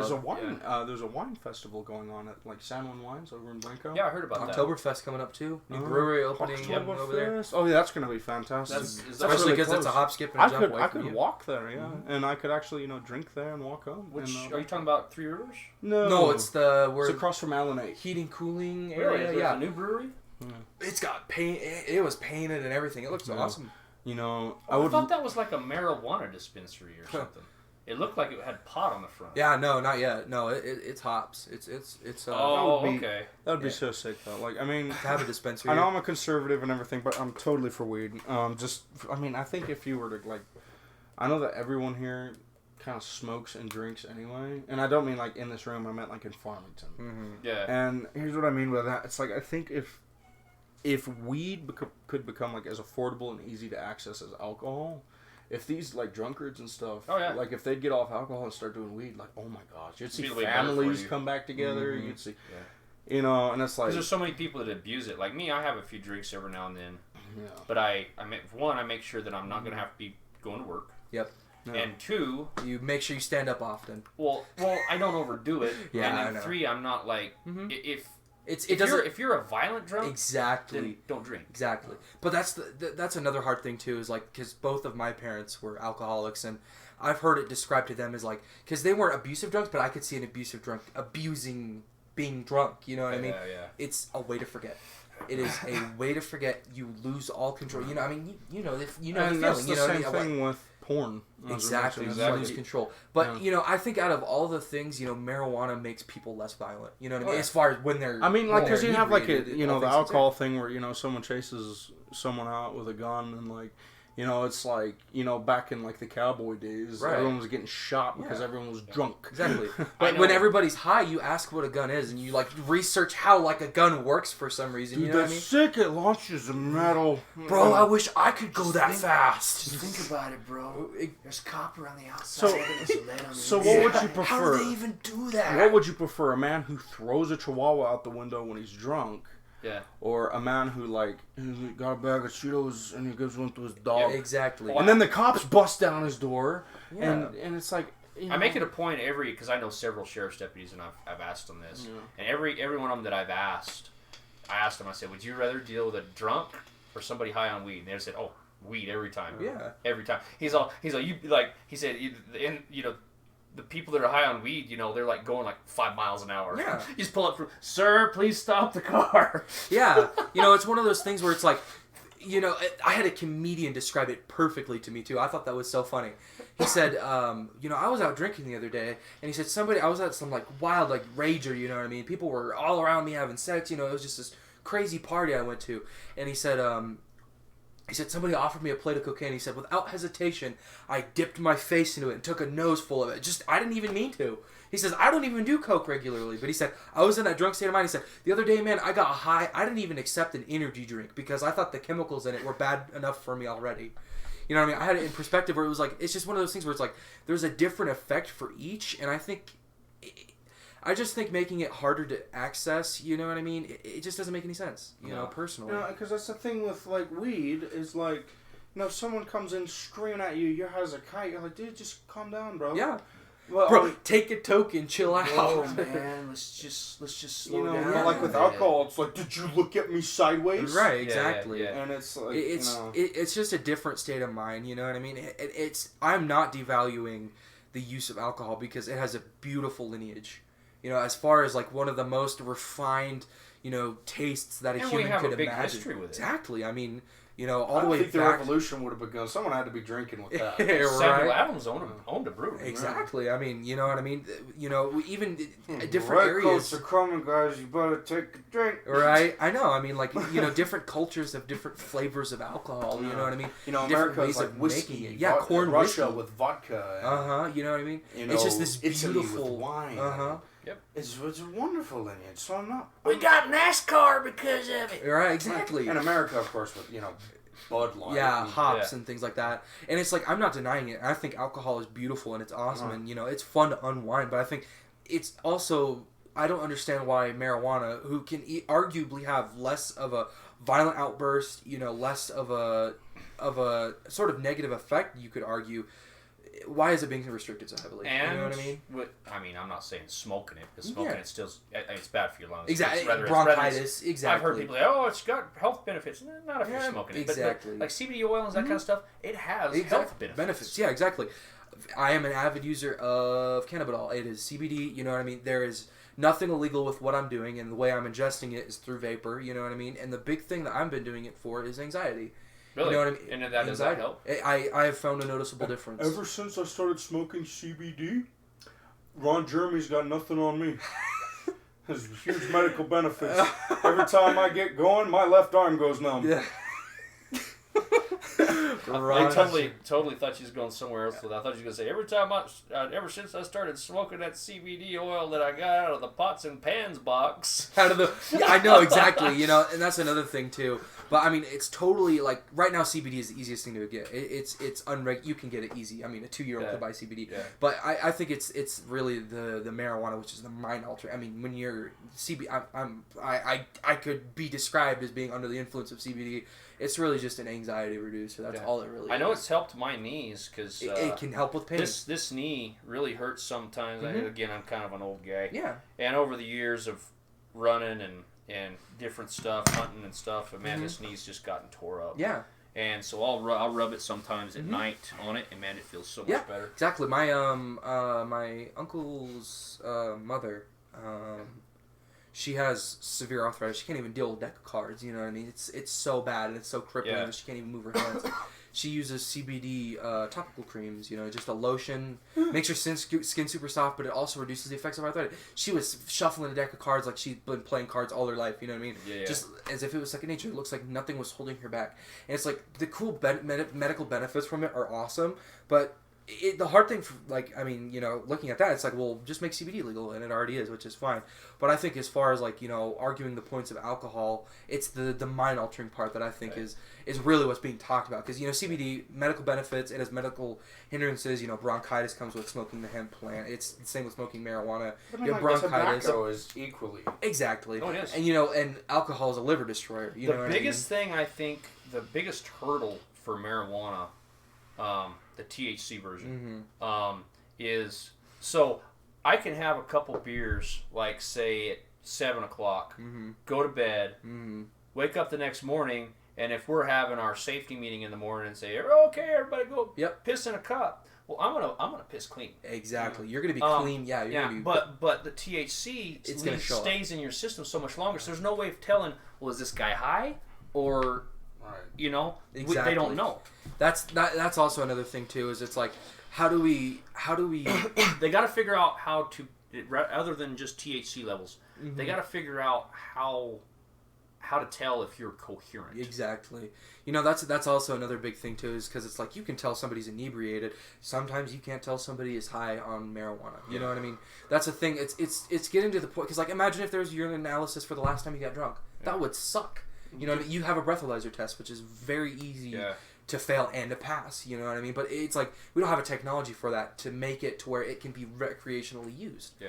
Because it takes roughly 3 weeks to 4 weeks for it to clean out your system. If I'm an officer, it's like, are you high? Breathe in my face. Right, exactly. You're if they show the signs, there's signs to it, but it's also one of those things like there cannot be signs to alcohol, and they can be buzzed, and they can make mistakes. Your cognitive abilities are impaired. Same thing on marijuana. I think it's also finding a way to see how much of an effect this person is under it. Driving completely baked on marijuana is a bad idea. Yeah, you can hurt someone. Exactly.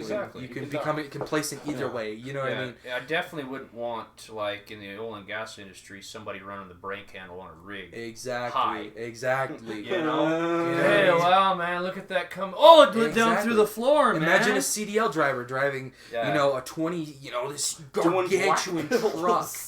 Yeah, I know. Doing Black Beauties. Yeah. No, but it's like, imagine this gargantuan hunk of metal traveling at 75 miles an hour that's used to transport cargo across America. Yeah. This dude decides to light up on some of that devil's lettuce, and devil's lettuce. Boom! I know, right? Have you guys seen that? He gets so high, the video? Yeah, what? Have you seen the video, the 50s or 60s video on the devil's lettuce? There's a lot of them. Even from the 80s. I'm like, dude, we were still like this in the 80s. Mm-hmm. But we weren't. Like, everyone in the 80s was like, kind of got it now. Mm-hmm. And that's kind of like, but that was like, God bless Reagan, but like, the whole just say no. Just say no. This is your drugs. I was still at the tail end of that when I was in kindergarten. We did. I remember that being huge when I was a kid. I'm like 7 years old, and they're like, "Watch out for meth." I'm like, dude, really? Yeah. I'm like, because it's like me being a 7-year-old. It's like, I'm not just gonna take something from a stranger, Well, I definitely don't feel like smoking something. It's like I haven't even hit puberty yet. Yeah. You know what I mean? It's like I don't know. It's good that this generation's kind of been educated to the the adverse side effects. Like me and apparently hasn't done a damn thing. They're still ordering cooking oil to vape from China. Right. Yeah. No, that's another one of the downsides. You know what I mean? I think it's weird because it's one of those things where it's also we're seeing a big societal shift. Because it's like, for instance, I'm trying to think of... It's weird because it's getting to the point where it's like, it's becoming more open in our society. Like, just a few miles up north, we have Colorado, which is, you just have to be 21 years of age. You don't need a green card. There's nothing special. Literally 21, walk in there. You don't need any other excuse. Yeah. Other than I would like to buy marijuana and smoke it. So if you did weed in Colorado and went in for a job interview, would the job still turn you down? Yes. Yeah. So, I think that's up to the employer's discretion. For example, really. But the place that I work, I'm going to say where I work. The place that I work, say over the weekend I go smoke a joint of weed in Durango. Yeah. But if I come back Monday and they have a P-test, they don't care where I smoke. I know, but I meant in Durango. Oh yeah, in Durango. It's still it's either up to the employer's discretion or in your case, in most people's cases, heavy equipment, CDL, illegal. Yeah, I know. You get revoked. Which is like, I'm for it, but I would it'd be nice for that hurdle that you're talking about to be. How can you tell if somebody's under the effects? You know what I mean? Not that they've done it, because people would be pissed if they found out that you've done alcohol. And it's like, you can't go to work anymore because you have consumed alcohol within the past couple months. It's like, that is awful. That is absolutely shitty. But they can get specific with alcohol, like, extremely. So, like, doing the CDL class, like I did, like, it was like... they had like a list of tables of like after having this amount to drink when you were safe to drive again. Exactly. And like a beer was like 30 hours. Mm-hmm. Yeah. And I was like, damn, you know. There's heavy regulations under And stuff there's like that. well, But there well, needs CDL's to be. probably more. Like, you have to understand. Right, like, exactly. Like you said, This you're is driving important. a 24,000-pound thing, like me driving fly ash back in the day. That is a heavy truck. Like, that can And trust murder me- two... You know, I can murder 5 people on a highway easy. You know what I mean? Yeah, I mean, I could probably hit a car and not even realize it. Exactly. You know. Yeah. Well, no, because it would be like, what in the hell is all that noise? Was that a bird? You know what I mean? Like that. There's worries to that, but it's like, as you mentioned, it's a wonderful point that I didn't even think of. It's like, how awful is it that this is somebody's way to unwind and enjoy their day, much the same as alcohol, but it has worse of an adverse effect, and it's just because of that sort of war on drugs to the mindset where this is bad. You should not do it. This is bad. Don't. You know what I mean? It's really weird how it's like, even in a societal change where this person is genuinely finding comfort in this thing. I mean, not to the point where they're abusing it, but this is their way of coming home, smoking a cigar with a glass of brandy. Well, see, me. You know what I mean? Okay, so I'm extreme libertarian, I guess. Mm-hmm. And my way of thinking of it is, legalize all drugs. Here's the thing. I'm not saying I'm going to go smoke methamphetamine. Exactly. But if you're going to do it, that's none of my business. I don't care. And the people that do it, they'll die. Recreational cocaine. We don't have their stupidity in our country anymore. Exactly. And, you know, the other issue... So that would also... No like, more if that illegal came up- drugs going across If the that border. came up, would Right. you, like... What if we just, like, stopped hospitals from giving out Narcan? Well, Narcan isn't really... Well, Narcan... you mean opiates? Like, is that what you're saying? Well, Like, I mean, like, Narcan is, like, it's just Narcan is the useful. stuff that makes you, like, if you OD... yeah, I know. you It wakes die. you up. I know what it is. But, like, what do you okay. mean by stop It'll giving it save out? you. Oh, by... Stop saving you. Stop saving you from your stupidity. You know, that's a good... It's I mean, hard moral gray point. it's a but, like, moral gray point. You know, I was actually talking about that with my girl. It's like, there's a reason that healthcare is so bad in this country. It's because socialism. Like, that sounds weird. It's like, but, like, socialism is the answer to, like, it is free a very healthcare. socialist Here's the view thing. in theory. Right now, healthcare is so bad because there's parasites in the water. Yeah. I mean, I had an ex. She had a $3,000 MRI to just find out she had a sprained ankle. Yeah. Well, and they get this. Yeah. What really ticks me off is, okay, so if you're a junkie and you do OD and you go in, that Narcan is like $7,000 if you paid for it. Yeah. And they get it for free. My mom is a diabetic. She has to pay for her own insulin, her own needles, all this stuff. There's always... That's the issue with, you know, I mean, Marxist ideologies is that there's always going to be somebody who doesn't live up, you know... Their needs are higher than what they're working for, and you have to provide for that. You know what I mean? Because that is just how it works. So that's why like right now the whole welfare system it sounds good. You know, like I would love to provide for people who can't provide for themselves, but that's not the case at all. I'm providing But for you know, people. the other issue is it's like, well, giving out Narcan is another thing, but it's like, what if somebody actually like legitimately pay? Like, what I mean, like, not saying using heroin to unwind, but like, what if cocaine is their preferred way of unwinding, which is horrible because, you know, I mean, that gets you going, man. Maybe have like a strike system. How about like a private healthcare system? If you're gonna exactly. do that, Yeah, you can pay for it. Exactly. You know what I mean? And I think it's, I don't know. It's just one of those things like, if float we your own privatize- boat, don't sink mine. You know, and also it's like, you know, I think churches should be left up with that a lot more. Well, back before we did the whole big healthcare thing, Churches the were around. healthcare Churches, industry actually was born mainly after World War II, and all these people were coming back, and these businesses were trying to figure out, well, we can't pay anymore because we're kind of hard up. Well, how can we entice employees to our company? And they're like, well, we'll offer them free health care. Well, not free health care, but like healthcare insurance. And that's It's what affordable. I love. Like Walmart has, like everyone demonizes Walmart. They have fantastic. Exactly. Healthcare Like, options. I mean, you might not get paid the best. Uh-huh. Which, I mean, I got paid really good money. Just like my job is like a professional job right now. I wasn't getting paid much less at Walmart. Yeah. But like they had like Great fantastic healthcare benefits. options. Yeah. They had dental insurance, healthcare insurance, and that was a cart pusher being there like a year.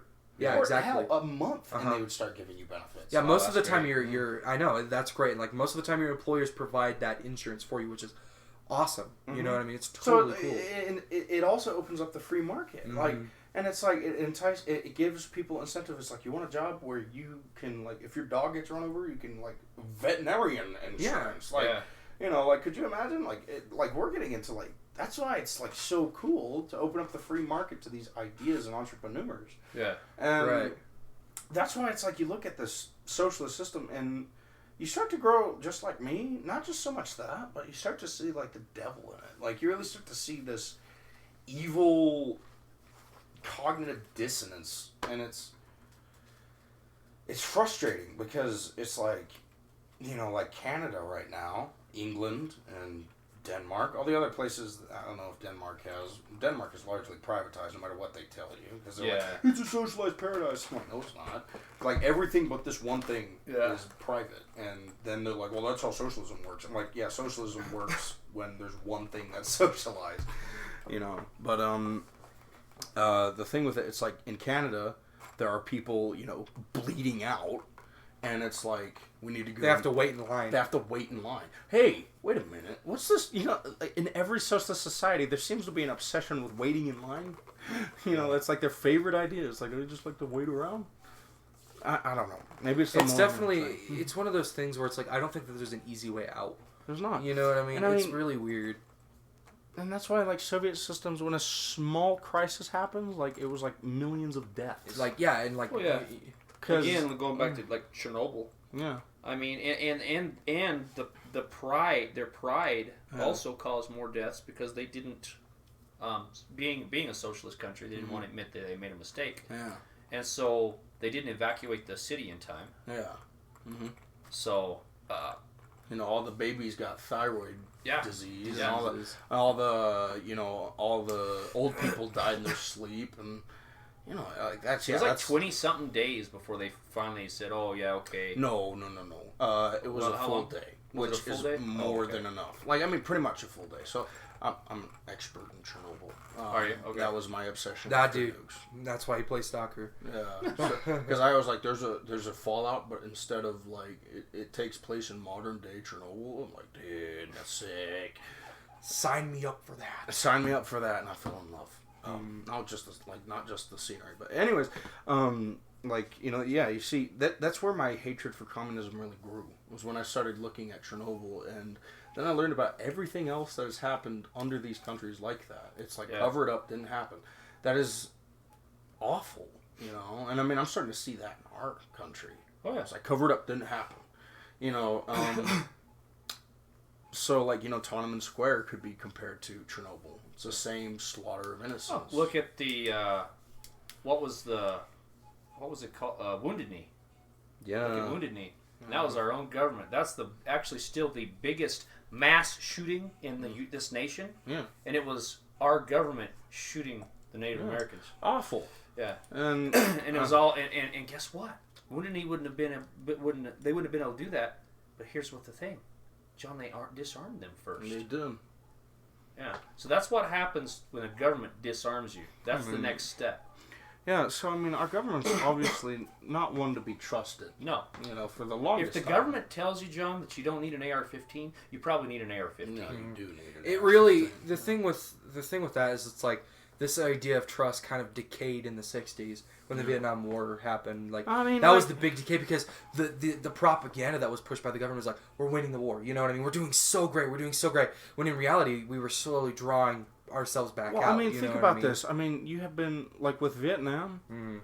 I mean, so World War One, like, this is kind of where I start the story of Vietnam, is in World War One. And it's like, so it starts off here, we didn't really want to get involved, you know, but, you know, we hadn't had a war in, like, for a while. And then World War One begins, and towards the end of it, we show up, and a lot of our boys died. So World War II comes around, don't get involved. Right. Until we're not going to get involved. Drug into it. Yeah. And then after World War II happens, we were in a draft for like 30 years. Yeah. Like straight. And then Vietnam comes around, and then this is like the first war that people started to wake up. Like, well, it was the first televised war. Right. And that's part of the problem. That could be, attributed to it. So it showed the American public that some of these atrocities that were going on, and then the politicians started getting involved. Okay, so World War I and II, if you look at it, they were run by the generals. The politicians didn't have a say. They didn't have a finger, They were in it to win it. I know that's a cliche phrase. You talked about, like, and no, I liked it. Yeah, that's exactly what I wrote in my the America's Greatest Weakness is Americans. Yeah. Because Vietnam wouldn't have been a waste if we were allowed to win. Here's how we could have won Vietnam. Easy. How are the how are the Viet Cong and NVAs being supplied? Do you know, or do you know much about how the Vietnam?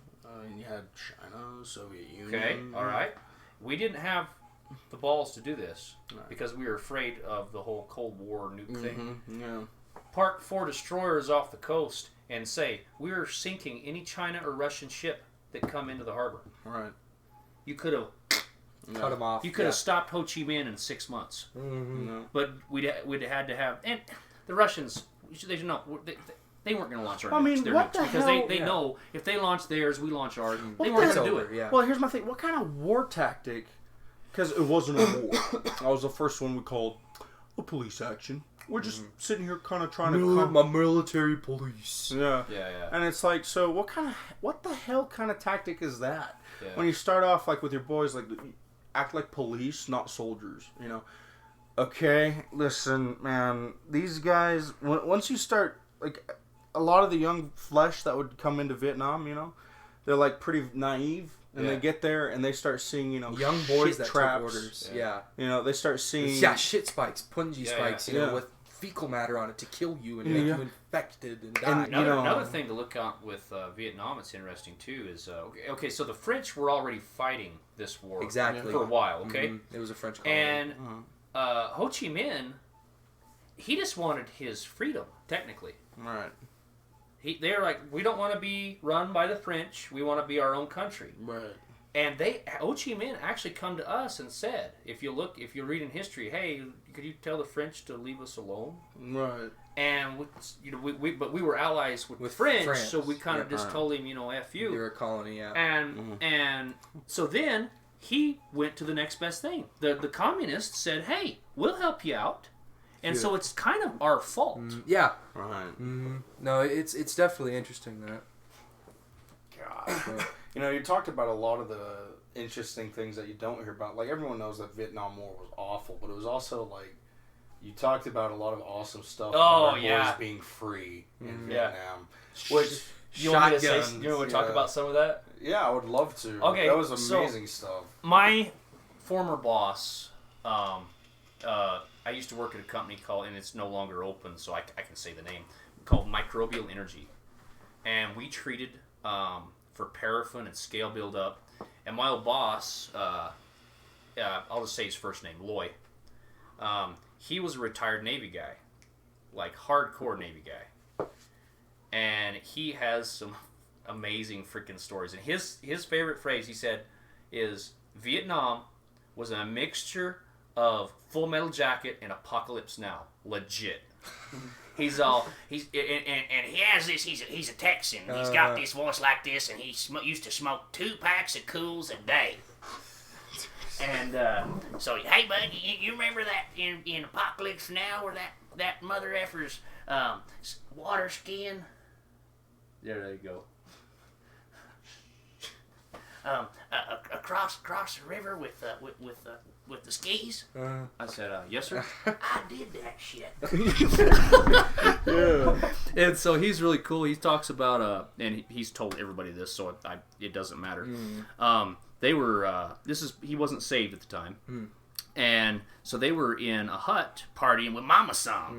And he said, I didn't have a stitch of clothing on. And we was drinking.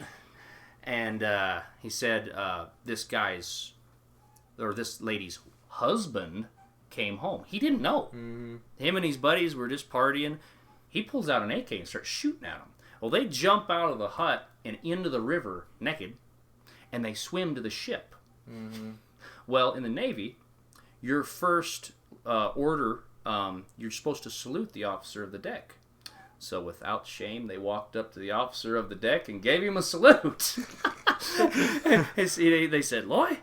Yeah, he actually said his last name, but I'm going to say Loy's last name on here. What the heck are you doing? Got in some trouble, sir, with the locals. Get your ass below deck and get clothes on. That's funny. And it was stuff like that the whole time. He said the very last week, too, he kind of got drunk. Well, he decided he was going to go on a sortie on a chopper. They didn't usually do this. The Navy guys didn't usually, but the Marines were asking for volunteers. And he said, I'll run the 60. You know, I'll run the... So they land in the middle of the freaking jungle, or they take off immediately. Tracer rounds are going right through. They miss him by about 1 foot. They get in jungle and they land, but the chopper pilot doesn't tell him what they're doing. They're picking up some frogmen, some seals. And he sees these black figures coming in out of the jungle, and he popped the safety off and was just fixing to do it, and the guy behind him said, "Don't fire." And he was sober enough after that, after being scared. He said, "I was kind of buzzed, but after that, he said, you'd be amazed." He said, "I was 100% sober." and here they come out of the jungle, and they picked him up. And after that, he got back home, and he was like, "Why did I do that a week before I was gonna go home?" It's really interesting. It's just, I don't know. It was also such a big like societal shift, the Vietnam War. You know what I mean? That was where you saw the big hippie I wonder movement. how many hippies like served in Vietnam. You know? Oh yeah. Well, That's why the shotgun was invented. There's an infamous video of people literally smoking marijuana from the end of a shotgun, literally in a shotgun. Oh yeah. That's what they got. That's where they Well, got and the the term. dichotomy of war is interesting. That's why one I like on Full Metal Jacket, where he's got the peace sign, but he also has Born to Kill. That's the dichotomy of war right there. You know, it's very good. I love that film's message for the most part. Like, I mean, a lot of people could see it as an anti-war film and also a pro-war film. That's the whole point. Exactly. That's the whole point. The soldier is anti-war. Right. I mean, they're not afraid to die, and they're going to do it for their country. But if they can avoid it, they will, because they don't want to die. Yeah. They don't want to be sent back home to their mom in a box. No. You know. So. No. And I love that other story you shared about the taxi driver, the barber. Oh, okay, yeah. God forbid these are bang bang. These are crazy ones. Probably, I don't know if we want to share those. I don't know if we better. Yeah. Probably better off, but that's crazy. No, Vietnam was. Like I said, it's like the boys were, and it makes me wonder all the stuff that happened in the other wars. I mean. Because, even so, but like you're talking about that, it's funny to think like the boys were out there behind a helicopter on skis. Yeah. While they're like in the background. Could you to imagine do. riding and you're like skiing and there's like a napalmed forest in the back? And you just see like a dude running out on fire, like it's another day in sunny Vietnam. That's right. It was just surf. It was just like a party zone, because there's so many young people there. He said it was a blast. Actually, he said he had all kinds of fun. Yeah. Especially with the hippie movement back home, people were give you a gun and set you free in Vietnam, dude. That sounds like a party. It sounds battle royale. Go out, going on out in the range with a bunch of Well, and they didn't understand, and that's. A lot of guys got messed up over there because they still didn't understand PTSD. Yeah, that was a big thing too. And it's sad, but it's kind of it's comical, but it's sad. The part in Full Metal Jacket where the guy's on the 60, and he's all, "What are you doing? Those who run are VC." He just downs this poor farmer. "Those who don't run are well disciplined VC." And then of course Joker asks, "What about women and children? How can you shoot women and children?" And the gunner goes, "Easy, just don't lead them as much." And it's funny on the show, but imagine that in real life. That they really did those things because they were whacked up because they were in so long. They weren't pulled away from the front because there was in Vietnam. That was also the first war. Well, actually, Korea was like that too, so that wasn't. The first war. But that was one of the first wars where there was no front line. It was everywhere. It was like it was a mixed war. Yeah. Like there was no sleeping peace. Yeah. Because how like you talked about them swimming back to the ship. So could the VC. Imagine a whole And they did that. The VC would go underwater and swim and try to plant bombs on the ships. Even in the berms in the rice fields, there's like berms on the side where water could flow freely in the rice fields, and they would stick mines in that. Like you were never not on your toes. Well, and what they learned, and our Marines have actually learned this in Afghanistan too, and Iraq. Never walk the easy path. They in Iraq, a buddy of mine said he said they used to do patrols walking in the water canals, because if you walked on the road, you got IED'd. But if you walked in the water canal, you was safe. Because it's inconvenient. Yeah.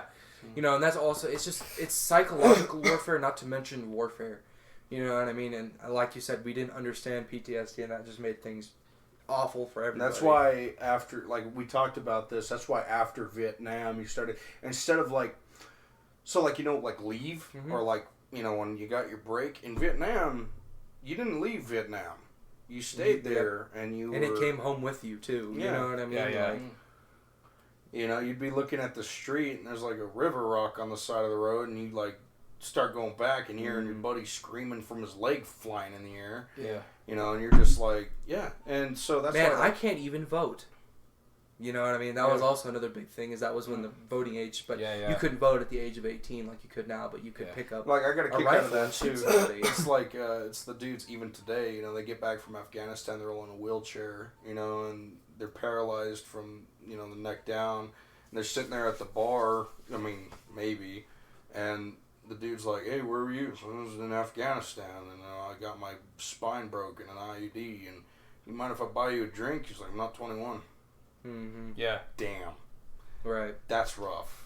Well, and that brings up another thing. Me and another guy was talking about this because I have an employee that's 18 that is kind of become my helper. And I just find it interesting. See, maybe you guys have, especially you just being around that age. For one, they sometimes say, well, 18-year-olds too young for this, too young for that. But then they can vote, and it's like, well, you can't have it both ways. Right. It's like, yeah. But a lot of times I've seen some of these kids, they use that though. Oh, well, I'm, you quit being mean to me. I'm still learning. It's like, I feel like saying like have you guys ever watched Major Payne? Yeah. Woman, by the time I was 4 years old, I had a full-time job. We're actually talking about Major Payne today. I love that so much. Yeah. But that's how it makes me feel. By the time I was 16 back in the day, I was working pretty much full-time. Mm-hmm. Yeah.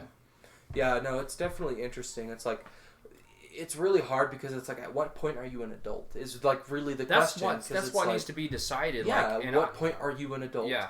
You know what I mean? Because it was a contradiction. It's like, I can pick up a rifle and go shoot somebody, but I can't come home and vote for our next president. Or have a drink. Or have a drink. You know what I mean? Yeah. It's really it's such a weird, like, even like me, there's no clear answer. It's really weird to me. Like, That's even on military base. It's stupid like that because they got all these. I heard this one guy because I asked him, remember when the Fort Hood shooting happened? Yeah. And I said, why weren't all those guys armed? They're all Army guys. It's an Army base, and they could just walk in. Well, yeah, but you got a bunch of 18-year-olds, and they're drinking on leave and stuff, and or 20, even 21-year-olds and stuff. But basically like a bunch of college kids. I'm like, you're in the Army, and you don't trust them with a gun? Right. Then what's the point of them being in the Army? Yeah. Why'd you recruit them? Yeah. You freaking idiot. He was a lieutenant in the Air Force that said that. Yeah. I get that, and it's rough, and it's like I think 18 should be kind of like the fair, like, well, you're at least old enough to make a conscious decision. Well, I mean, a lot of places there's everywhere smart else people do it different. and idiots. I've There always will be. I've just noticed over the years, like, I think some adults, not all, but they have lower and lower expectations for a certain age. Oh, well, he's only 18. Oh, well, he's only 21. Rather than having that expectation, you're 18. You're done. Go get a job. You're gonna job. Yeah. It's weird though because, like, speaking of like alcohol consumption, Europe does things very, very differently. Right. I could drink at 16 if I Yeah. wanted. I could I'm drink okay now. with the 18 mark. Yeah. Because like I think, you're also getting into like everything that comes with being 18. Like as a standard like statewide rule, like sexual consent is 18, and I think that's great. Yeah. Because I mean, like I think 16-year-olds. It's like I mean, with another person that's like 16 and stuff. Fine, but like at the same time, like because that's two stupid kids. But like when you start. I mean, yeah, it's kind of weird when, 18, 17, that's why there's, like, Romeo and Juliet, like, for an 18 and a 17-year-old. Yeah. They like each other. And that sort of thing. There's exceptions for where it's justified. But, it's like, well, I think 18 is, like, the perfect mark. I think 18 you should be allowed to drink. Yeah. Because, I mean, Canada is doing fine. You can drink at, like, 15 in Canada in your own home. You can't, I think you can't buy it till 16. You can drink in New Mexico, too, if you're under the age, if you're parent, like actual legal guardian. Like my mother, my biological mother, if she were to go to a restaurant, order the alcohol, have the server give her the alcohol and her give it to me, Yeah. via her hand. What age do you have to be for that? I could drink it too. Okay. Here in New Mexico. Well, you're 18. I can drink. Adult. I can drink whenever. Really? I can only drink though if I'm handed it by my legal guardian.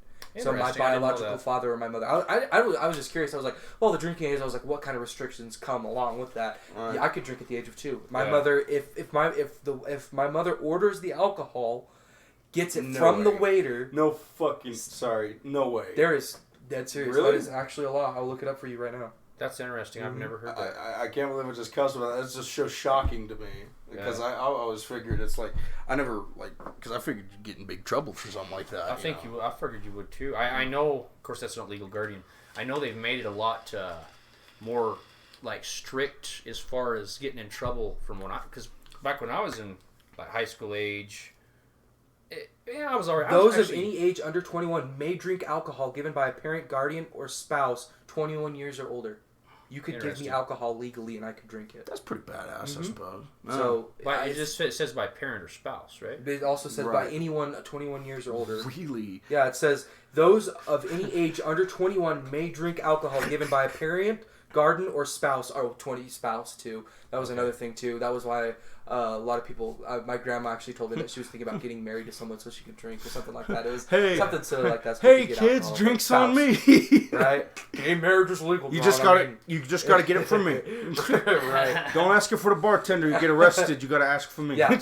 But it was weird. Like I just found my way we to make actually money. Genuinely, right? We genuinely asked somebody like at it was just a waiter. You know what I mean? And they said that I cannot give you the alcohol, but I can give it to your mother, or Interesting. and they could give it to you, and that That's would be totally fine. nuts. 'Cause I know, like back in the day, I was probably 17, 18. Mm-hmm.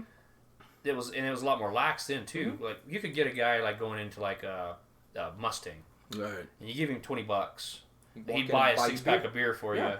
you, Yeah. and it was kind of like That's everybody what people- knew that what it people happened. did. Nobody cared. Yeah.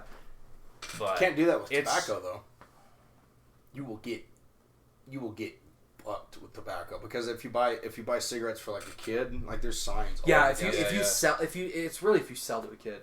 It's actually in the state of New Mexico. It's totally legal for anybody under the age to consume cigarettes. Yeah. That's what I Or thought. vape. You can Yeah. legally consume. You are not allowed to purchase from a third party. Yeah. So like me being, me like a couple days ago, being 17, I could not purchase tobacco in any way. But like, let's say John, he were to buy me a pack of cigarettes and he were to give them to me, I'm legally allowed to smoke them. I mean, a cop would pull me over, give me the pack of cigarettes. You know what I mean? Because he can't I cannot be arrested for consumption. I literally cannot be arrested for consumption. But it's one of those things I cannot Why do purchase. like gas that stuff. stations? Like I bought those cigars, and I was with my girl there, and it's like Ask I for both laid down- IDs. Why? Because they know what you're gonna do. You're gonna run off. If she's a friend of yours, you're gonna run off and you're gonna smoke. It's the same thing with drinking. You know what I mean? It's like, what are you gonna do? You're gonna run off. You're gonna drink. They have to actually, believe it or not, to sell alcohol, you have to take a test. You actually have to go through a class. Yeah, you do. I know a couple people who work alcohol sales in like gas stations. If they see that you are slightly inebriated, they cannot sell alcohol to you because if you get into a car crash and kill somebody or kill yourself, you are legally responsible for vending that alcohol. It's kind of dumb. It's dumb. I agree, but it is totally by the book. That would be like going to like the gun shop owner. You sold the gun that shot that guy. That brings up exactly the funny thing in New Mexico that they shut down, all the way up to the 90s. They still had drive-up liquor stores in New Mexico. Yep. To where you could drive up, you buy your booze or whatever, and then you drive off. Well, they shut that down because they're like, then you can't be drinking and driving. But here's the thing, okay? If I'm driving up to go to buy it, I'm going back to my house. Right, 90% exactly. of the time. You're just literally making it more inconvenient. That's all you're doing. It's actually way worse to have a bar to where you belly up to the bar and have 3 drinks and then go drive home As than a opposed to drive-up liquor store. Yeah, exactly. A drive-up liquor store. You buy it and you... Yeah. It's not like they're mixing you an open container drink to go, which actually, by the way, back in the day, they still did that in Wyoming all the way up to like 97. Really? You carry drinks out? Yeah. Those were drive-up liquor. Like, you got it and you could drive down the highway. A mixed drink and you drive down the highway. That's crazy. Yeah. Oh, I got a little It's tripped definitely out. interesting, man. Just weird laws like that. Yeah. Prior to like 96, there was no smoking law in New Mexico. You I didn't know that. Purchase and yeah. So, I mean, and that- I walked into IHOP with my girl, you know, and I love like looking at relics of history. Like, why is this whole area squared out in the restaurant? Oh, where the The cigarette smoking Yeah. room, Yeah. right? Yeah, and I was like, "Do you remember smoking rooms?" And she's like, "No." Yeah. You know, she's 20. I'm 22, and Are you that's guys only a few young enough years. to remember the actual cigarette dispensers? I am. Oh, yeah. Yeah. So they had... yeah, they had a little... yeah, it's a yeah, vending machine. You yeah. put coins. I know how they work. I just never saw Okay. them personally. Right. But- I mean, and I also have seen them recently. They got Yeah. those in casinos. Casinos. I Oh, mean, do it's they? it's yeah, it's no different than like a can. You just getting a pack of cigarettes. They had you know them. what I mean? They had them in every diner. Yeah, when I was a exactly. kid. I mean, you can make extra money off of it. You know Yeah. what I mean? And they had a section for smoking. And I mean, everything. I It was kind of like, it's like, if you could, I sit back and I'm like, what a sad thing. Like, I look at it and I'm like, I'm glad that I don't have to smell cigarettes when Yeah. I'm eating. I'm really glad. But like, Yeah. if there was a way to like vacuum or something where it wouldn't stink in a certain section, That'd be like, pretty that's cool. where I would be totally for it. Like, again, with the Yeah. entrepreneur of like, hey, come to our restaurant. That's why I like to go to the casino. Yeah. I You can smoke light up. and eat. I can So smoke you it. can legally still smoke in a casino Yeah, here? Sunray. If you pull up to the Sunray and you So want to sit what's down the and a meal, difference? Because I know what it It's was a by bar. 2003 yeah. or 2004 they made it to where any like business. yeah, You couldn't it's smoke it's a bar. It's kind of weird with a bar. But with the Okay. casinos, it's weird because every casino you can smoke. Uh-huh. Like I've never like, and a lot There are of very casinos. few casinos you'll see. A lot you of can't casinos have no smoking sections. Now, like the really fancy one over by Kirtland, it has no smoking section. Sunray, there's no smoking Yeah, you section. It's smoke all anywhere, man. smoking. You know, like in the That place- restaurant, there's a no smoking section, but it still smells like Hey, cigarettes. you're never gonna run away. Oh yeah, It's an working open bar there floor. was awful. I would See, like cough up And that's weird the thing. stuff. I mean, I have partaken time or two. But the thing is, the way I see it is like, golly, if you're that addicted that you can't not have a smoke and eat a meal, Right. Time That's to true. cut back. That's true. That's true. But I mean, it's cool like reliving the past too. Like, you know, Yeah, we it went was in nice. there and you get to listen to like old country music from this like really underground band. We're sitting there, he's eating a Reuben, I'm eating a burger, and you want to know what he does? Pulls out a cigarette, lights it up when he's done with the meal. I'm sitting there There's singing the nothing like Johnny it. Cash Yeah, song. and you're you still know? drinking the soda from the same meal. You know what I mean? It's cool. Yeah. We should seriously try this. We should all go together sometime. that'd be fun. Yeah, We should. no, it's awesome. You can totally, literally go there. I would like a smoking section. They'll put you right next to the band. You sit there, light up your cigarette, and you get to chill there and just drink a soda. Chill out. Yeah. You don't even have to drink alcohol. It's really fun. Yeah. I personally enjoy it. I love It's doing it really with this guy. fun. Yeah, we it's a need to good time. definitely do that with some Yeah. night. That'd be fun. But no, it's so weird. I don't know exactly what the laws are, but I know that like for like restaurants, like specifically meant for restauranting, you know, for doing restaurant things, Yeah. it's a huge issue if it's near the kitchen because you're constantly like near a kitchen. I think that the reason why they put you so close to the front is because you're away from the kitchen. It's really the FDA really cares about food preparation. That's really like what they're about. Is food Gotcha. that was the big thing. Is it's like it's I affecting understand food that it was quality banned and the health from of like most other public people. areas as a general rule, like at least like, you know, businesses, because like, you know, you had waitresses who were coming up with lung cancer that never touched a cigarette. Exactly. So I'm like, that's why I'm like fair, and I feel you know, like working at the casino was probably the worst like medical like thing that I'd ever done. You felt like he was like all like sore and dry. Because you just get like, you every just night. get tired of it. Like I mean, it would be 9. You know, you go in there and the whole 8 hours. You know, you're in there, you're intaking it. Yeah. I mean, yeah, you go up to the second floor where, you know, there was nobody smoking, and you just kind of sit there and you'd had this taste frozen even on your days you're off. never this, gonna forget it. Yeah. this taste, Just the smell of that's old in- cigarettes. You Yeah, know? and there's this really like I commend this guy because he would come in and he'd pleasure us. He would smoke a cigar, fill the whole casino floor. It's a huge casino floor. He'd be all the way in the back and you could smell it from the just front. smell the sweet. Yeah, the sweet And that smell was of the cigar, one yeah. nice thing. It was like, thanks, man. You know, Yeah. like I said, I've smoked for like 5 years now. Yeah. I mean, like your own cigarette, that's one thing, but like 1,000 secondhand smokes, like every second, it's like Yeah. it'll do It gets Number on taxing. you. it'll do a number on you. And like, Could you hand me that? what? Yeah, my battery. Yes.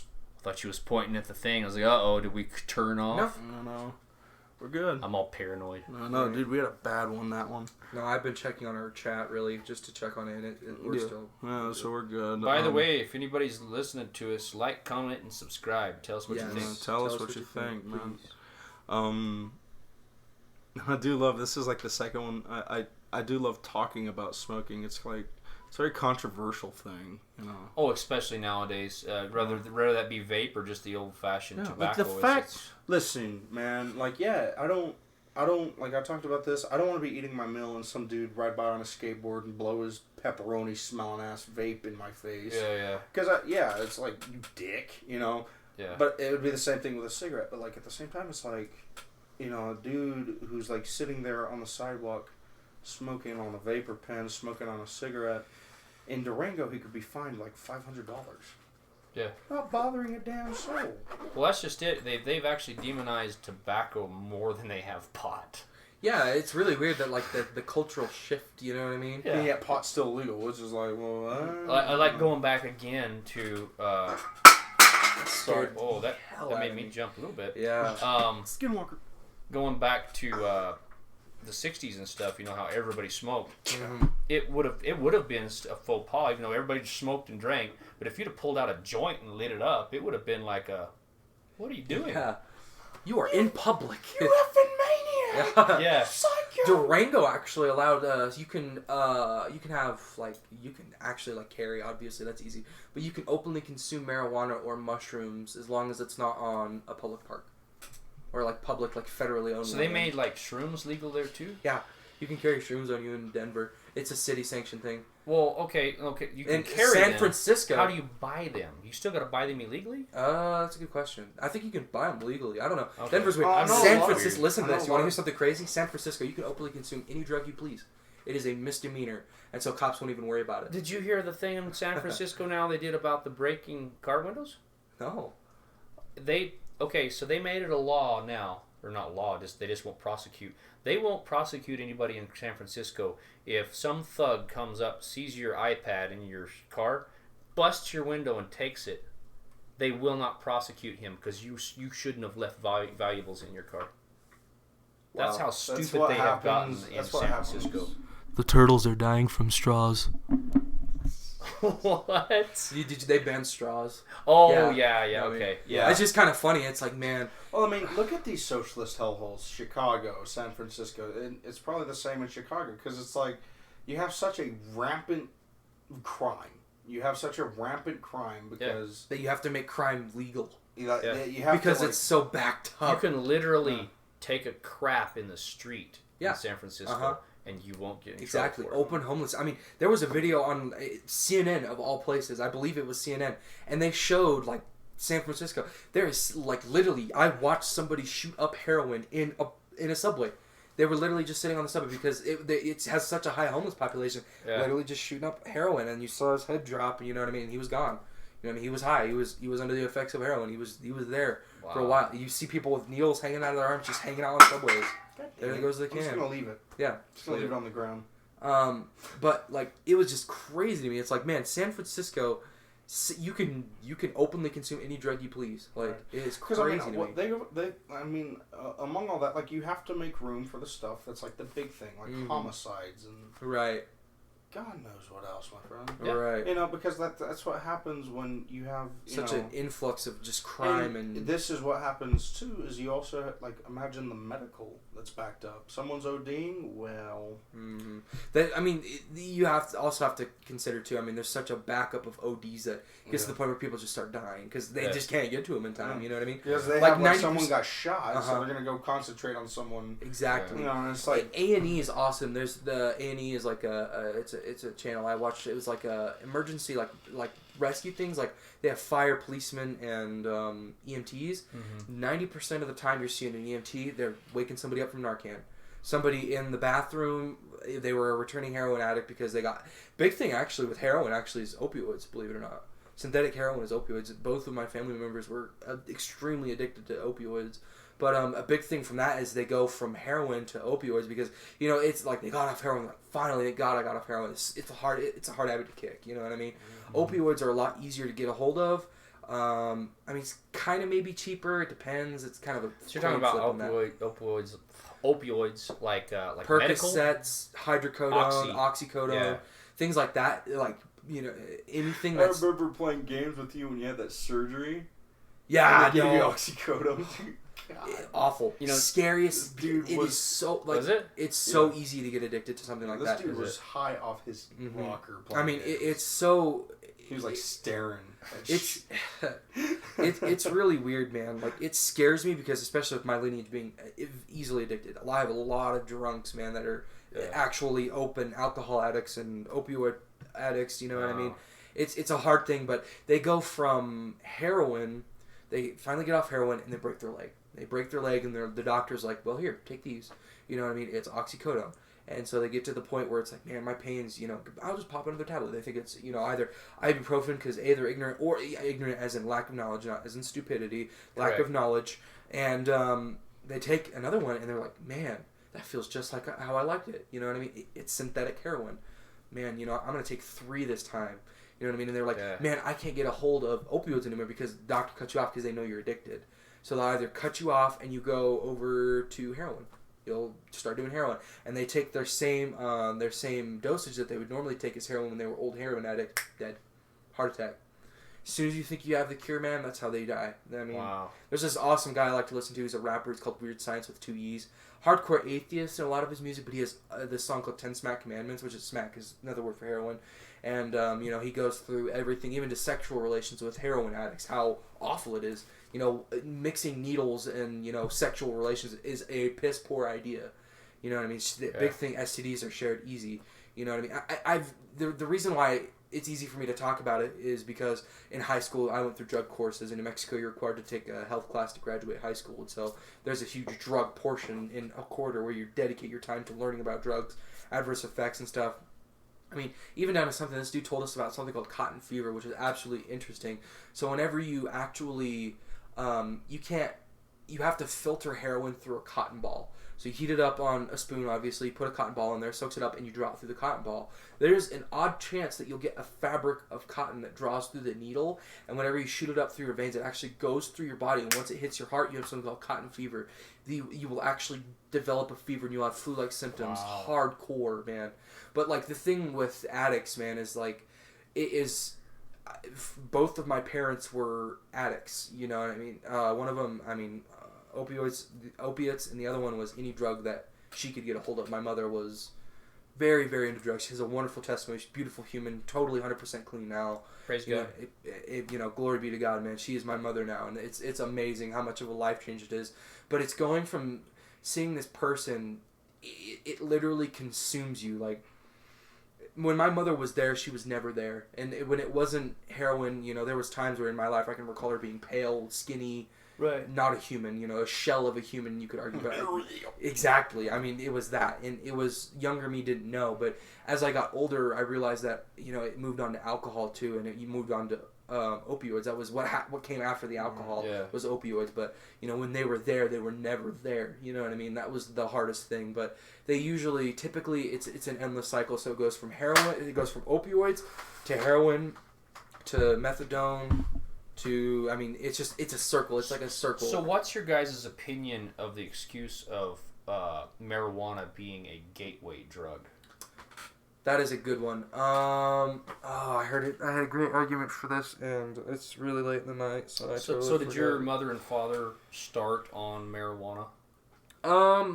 You know what? I think they did. They both did. I mean, they both smoked tobacco when they were 15. So is tobacco a gateway drug too? Yeah. I mean, you could argue that too, but it's one of those things. They both smoked marijuana at a very young age.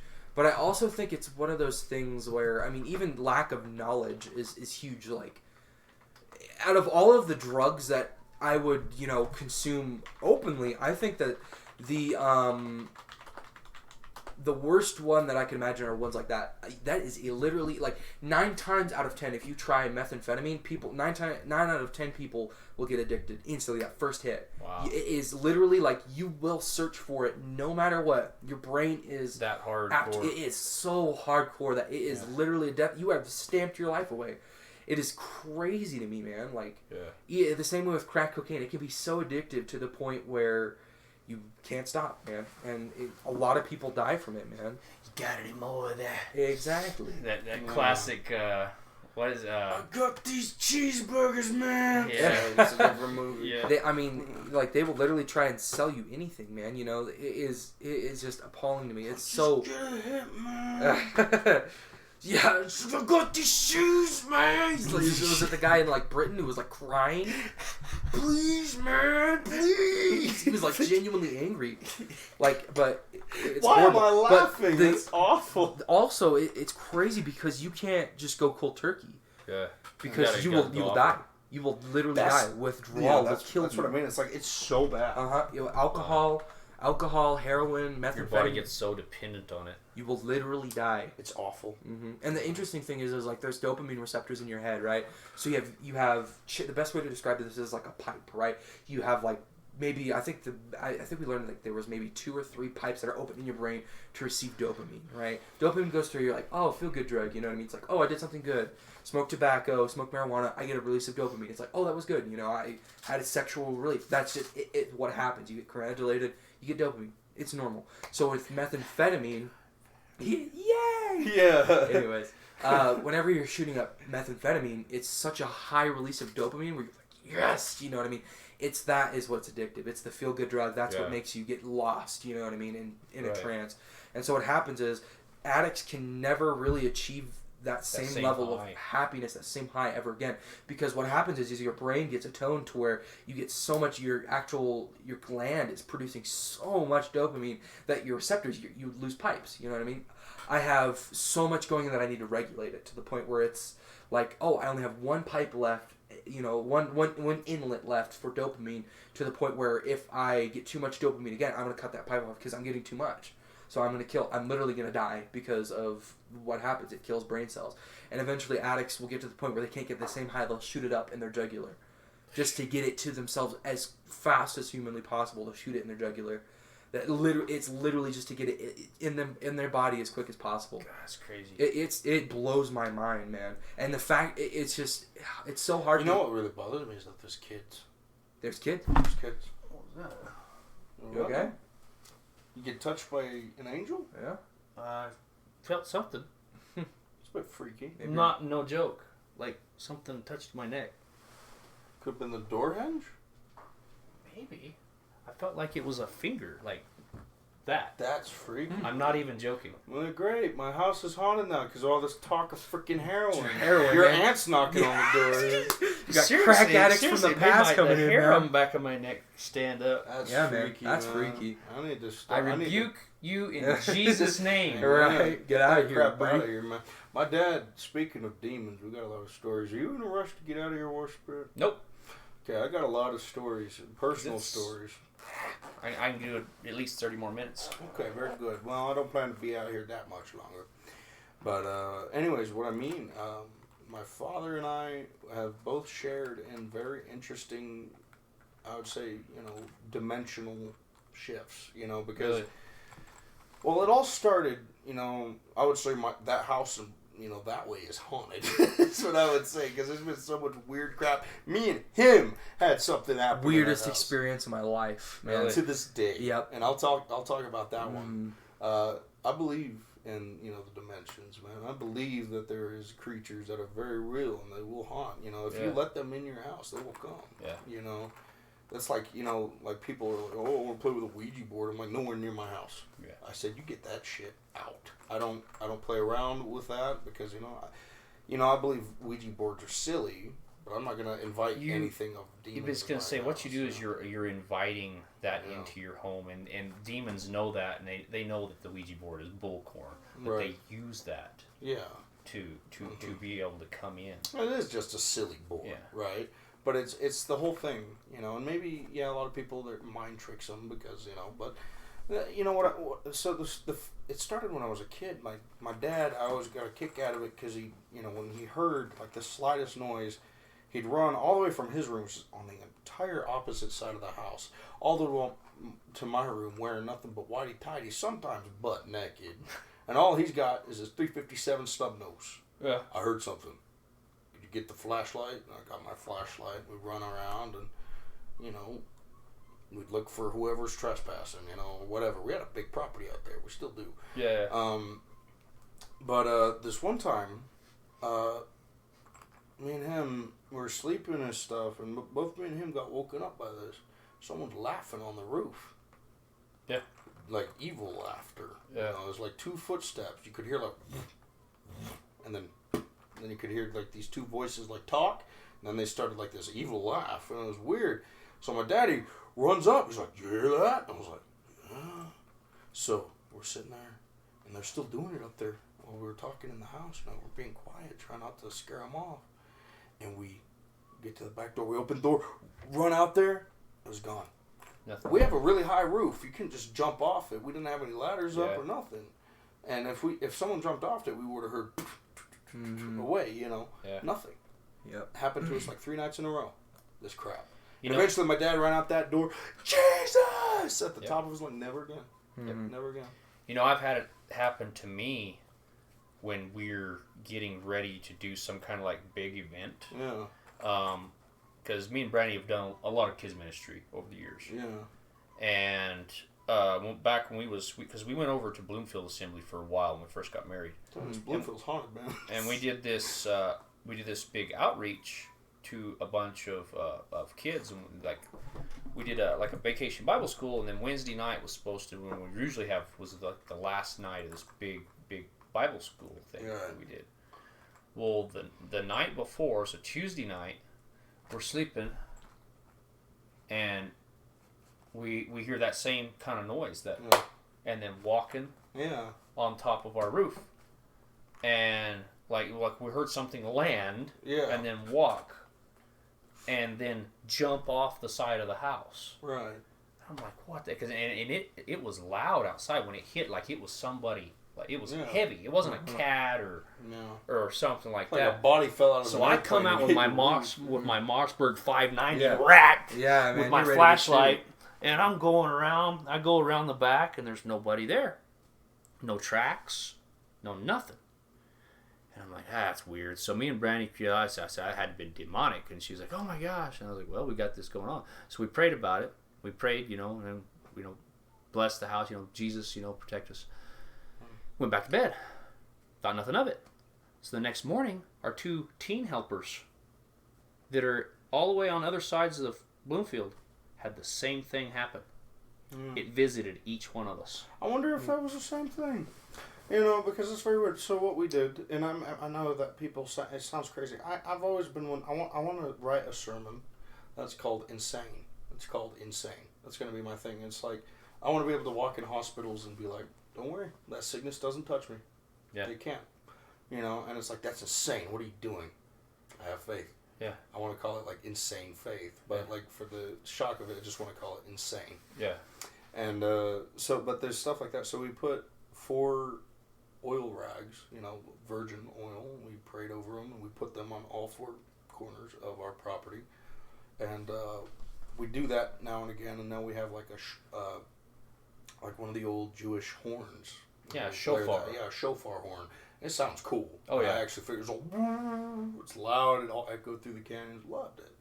But, it was really, really neat. And, we haven't had that much of a problem. But we had that.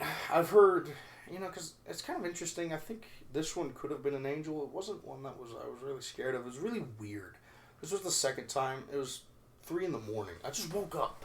Yeah. And I don't know, maybe it was like this form of sleep paralysis. I don't put all this in stone like, That was me. I had a visitation. I don't really, because it's weird stuff. And anyways, so it's like 3 a.m. I woke up and we had a piano in the house. None of us knew how to play it. It was just sitting there. I remember this one. Mm-hmm. And I'm sitting there, and this dude was playing Beethoven, like to the bone, beautiful. It's the most beautiful music. I was like, what? I didn't want to get up and check it out. Like, yeah, no. I was like, I don't know who this is. I mean, if it's evil, probably wouldn't walk in and start playing the piano.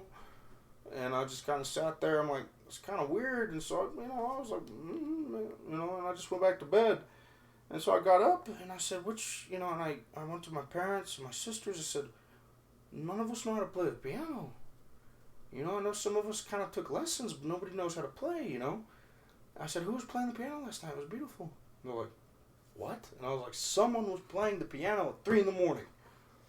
you know, and I was like, dude, this is weird. So that was the second time. Never had anything like that again. Yeah.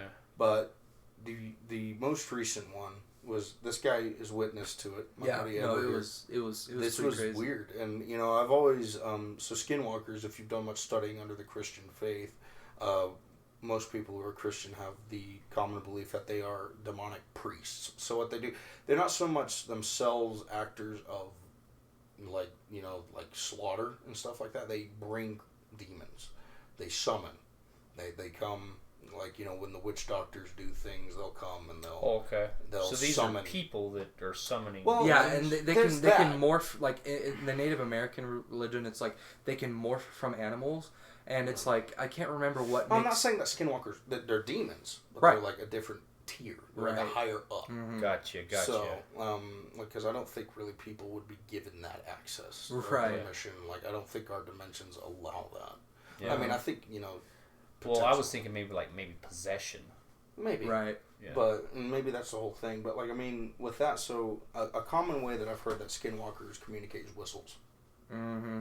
Which I thought was kind of weird. Whistles? And I've heard a lot of creepy stuff about whistles. And I mean, this is very common amongst all folklore, like the whistling man on the boat and the whistling. Oh my gosh, that horrifies me. Yeah. There's actually a video on Reddit of some dude. It was like 4th of July. Yeah. There's fireworks going off. And he said he remembers, it was like a long time ago, he's like sitting by this lake, you know what I mean? And he hears this like, it was like a whistle, like he never forgot it because he was horrified. And he saw a man at the other end of the pier and he walked away. You know what I mean? And he was like sitting here, and it was like years later into his future, he was out with his girlfriend on this watching the fireworks, you know, from a lake. And there was this dude in the middle of the lake on a boat, and he did the same exact whistle, and he got it on video. Blows my mind. Like, whistling is probably the most unsettling. We even use it. Did you know that the Aztecs used human skulls to whistle? They would drill a hole in like a specific spot to whistle, and it sounded like human screams. Horrifying, man. You can listen to Aztec whistles. But anyways, whistles, like you said, are they're meant. They're weird. So like with skinwalkers, I'm sorry. I told my native friends who were very, you know, traditional with this. They said we made the worst mistake you could make. Yeah. So out of habit. So let me explain the story. back. We're playing Risk in our living room. We're cutting it up. You know what I mean? We're having a good time. And you know, he's raging at me because I keep taking Brazil from him. Yeah, we were battling for Brazil. BS rules get made up. I'm still pissed about it. I don't even know why I came to your podcast. Dude. I don't even know why I hang out with your punk ass anymore, dude. That's how it is. No, Brazil was mine! Right. Anyways, so we're playing Risk, and, you know, me, my ex at the time, and him are playing Risk, and from what sounds like our laundry room, we hear... Like a cat call. Yeah. His dad had already come into the house, you know what I mean? Just, hey, what's going on? You know, seeing what's up. It kind of scared me because I was like, I saw like something move past the mirror already, so I was kind of sketched out already. And then I saw his dad move across the mirror or whatever. We were hanging out before we played the board game, and I was like, oh, cool, he came in to say hi, you know what I mean? Whatever. And then he went back to work. He was went on back lunch. to work, exactly. My mom was out working, like nursing, or no, she was in California. She wasn't even. Yeah, my dad is at work, you know, and it's one of those real tight, you know, you're not there on time, you're gonna get, you know, and he was never late. Yeah. You know, so I know it wasn't him messing with us. You know, I because thought this was like 30 minutes later after he'd already gone back to work for like the next 3 hours. So we're sitting there over here playing like a cat call. And those two, attention. Yeah. And those two, Ever and my ex, whistle back just out of like. Yeah, we're like, Yeah. just like, Yeah, like what's going on? Yeah. And so we and John was like, wait, and he was just playing. He was like, ha. He was like, wait a minute. Did you guys seriously just whistle back? And we were like, we both looked. We were like, holy crap! I was like, who? Then I said, who the f? You know, who the is in my house? Yeah. And so I grabbed my 22. That's all I had. Yeah. And I loaded it. It's all That makes me glad I got my Glock tonight. Dude, man. Yeah, getting freaking like neck finger. Yeah, that's why I'm getting goosebumps just thinking about it because this. It's not one of those things where it's like I felt a nail do this. Ugh, it's weird. Just now. Ugh. So me, like it was a sharp nail. Me, Ever, and my ex, you know, like I was like, okay, guys, let's stick together. Stick together, gang. Yeah. We're gonna find the monster. Yeah. So, It was what Like man, zoinks! yeah, dude, it was like Scooby Doo, but I'm sitting behind the bastard with the rifle, man. I'm like, yeah, he's all grabbing you my better, shoulders. yeah, He's bro. like, I'm like, bro, you better clear this room. Dude. he's like, Rocky. So, dude, yeah, we cleared the rooms. We went in the closets. We're all Yeah, checking yeah. under closed I've beds. done You that know, before. Uh-huh. we're going through every single possible Nothing. place. Nothing. Not a squeak you could make, nothing to make it sound. No. And you want to know what we did? What freaks me out even more is if you stand in the angle in the laundry room where we were, and you stand where we were playing board game and you whistle. Spot on. Spot on. So here's a funny bit Horrifies to me. this story. There is a funny bit. Mm-hmm. So I had to take my ex home. She lives just like a mile that way. This is the from story of Bloomfield. how he almost got shot by his best friend. Yeah, this is the story of how I almost got shot by Ever. So I left the door unlocked when I was leaving. Uh-huh. I was like, I got a plan. I'm gonna make fun of. I'm gonna try and spook a dude with a rifle. That's a great idea. Yeah, it's not a good idea. Yeah. So I take her, and we back in those days, we're all making out for like an hour, and then I let her off at her house, and I get back. It's like an hour later, and I know he ain't getting no sleep. Like, dude, we just Right. had this happen. Yeah, so I I'm left kinda him with the sitting there rifle. watching I left him YouTube. with the 22, Mhm. and he's sitting in the living room with my rifle and his iPhone, and he's watching YouTube with like the full volume. He's sketched out. Yeah. He's got the lights on. Yeah, there. bro. There ain't no way I'm taking any chances, dog. dude. Yeah. And he's sitting there, and we're both, like, all three of us were like hella sketched. It was scary. And so I go in the laundry room where we approximately heard the whistle, and he doesn't know I got back in the house yet. He has no idea. He's still watching his video with the rifle. I'm sitting there in the laundry room, and I go. And that's when I get up. And so I hear the YouTube video that was playing. Pause. It goes silent. Then I hear the recliner. And then I hear that rifle butt kind of drag. And he's I was literally like, I was ready to clear the corner of the. Yeah. Of the I was ready to You're shoot. gonna pie the corner. Yeah, exactly. yeah, and so I hear him. He gets to the first wall. Hello? Is there anyone there? It's just me. It's And I was just like, me. You bastard. Yeah, he's man. like, That's he's a great way actually, to get shot. he like, I think you dropped your phone or whatever. You said, John, my heart sank. I was scared I was gonna shoot. So like I genuinely I didn't want to kill somebody today. You know what I mean? But Oh man, but yeah, so yeah, it's just a funny story, man. and Tripped me out because it wasn't like it was something that it was one of those things that you can replicate it, you couldn't see it, and it just gives you creepy happened. vibes. And It we both it wasn't me that just saw. It's like, oh, did you see that? And everybody was like, no. It's like, oh, whatever. It you was know what I mean? two people. Two we people all three, whistled, and no, he was like, oh shit, I just heard a whistle. yeah. So and then- 3 people heard a whistle. Uh-huh. 2 people responded, and I'm sitting there playing my game, and I'm like, wait, guys, Yeah. what the hell was that? Uh-huh. And so it Crazy. exploded Craziest from there. experience of And my so I life, talked to the man. religious natives, and they're like, that's how skinwalkers communicate. And if you whistle, they're gonna think you're a skinwalker, come check you out. And ever since I heard that, I was like, oh my gosh, No more whistling for time. Yeah.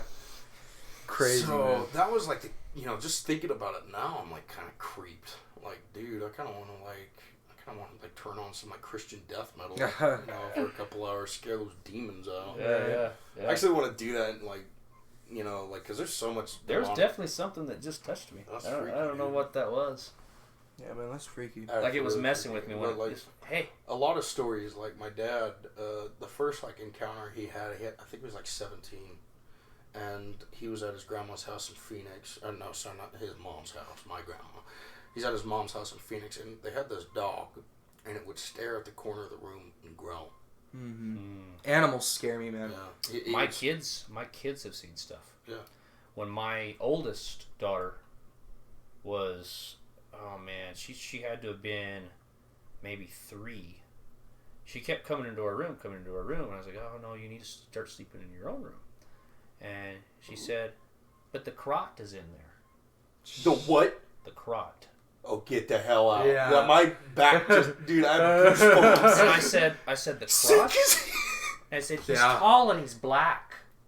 He comes in my room sometimes. Dude, I'm serious. We got up, we blessed the house. I said, be gone in Jesus' name. And Yeah. I told her, I'm freaked. I said, if you I'm see freaked. the crot again, you come get me. Mm. And she didn't ever I'm see it blast again. his ass with the shit. Yeah, bro. Yeah. I'm getting that Mossberg cow, man.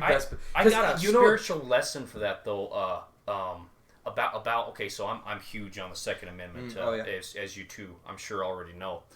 I had a spiritual dream one night. What the fuck? Oh, that's what touched me. Oh, it was a Bluetooth earphone. That's funny. You felt it again. You're bringing in here this damn crotch shit. That really happened though. This was a mistake. I'm fucking scared. My eyes are wide open, motherfucker. You're woken me up. I'm not even joking. So I had this spiritual dream one night too. It was like almost right after this. Because I used to do that a lot. I would clear the house, all freaked out, my flashlight, my piece out, and Alexa, you know your daughter comes. Yeah. I saw the crowd again. Alexa, play BFG Division.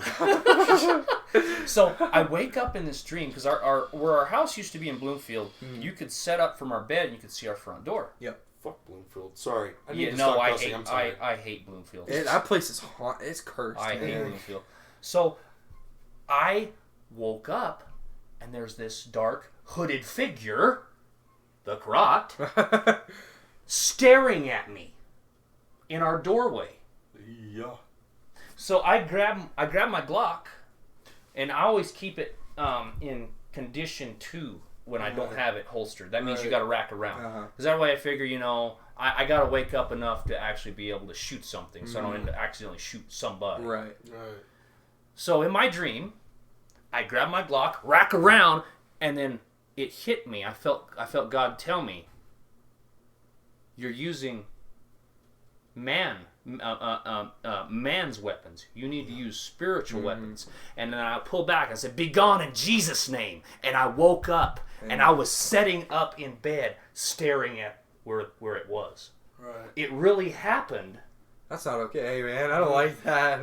It's like, you know what the funny thing is? But the cool thing is though, is you realize how much power we have as children of God. Okay, dude, listen. So this is one of my favorite lines that I've heard.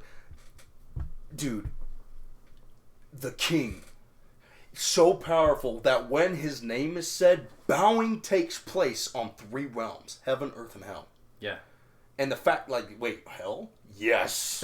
That is a law. Every knee will bow. Every tongue confess. So, Mr. Crot, if you hearing this, if you're one of our subscribers, the Crot, it's all this creepy black hooded figure. He's all set up. He's all, damn it. He's all unsubscribe. Be gone in Jesus' name. We do not want you subscribed.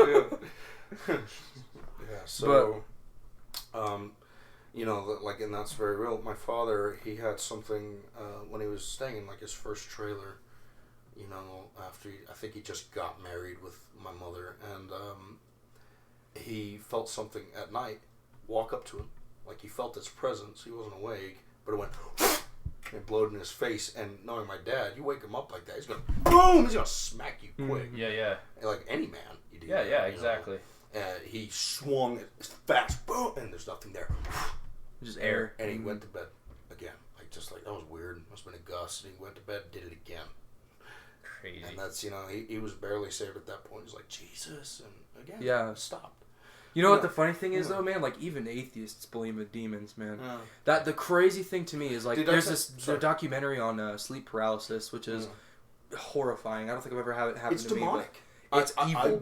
I'm willing to say evil, that. I'm not a scientific, I'm not a doctor, but sleep paralysis, I believe demonic. It can be evil. Yeah, dude. Because there's an atheist dude. He said, "Man, I actually started going believing in God because of that." He said that there was a time where he had sleep paralysis, and he said he remembers seeing this huge man with red eyes walk at the end of his bed and just literally just stare at him.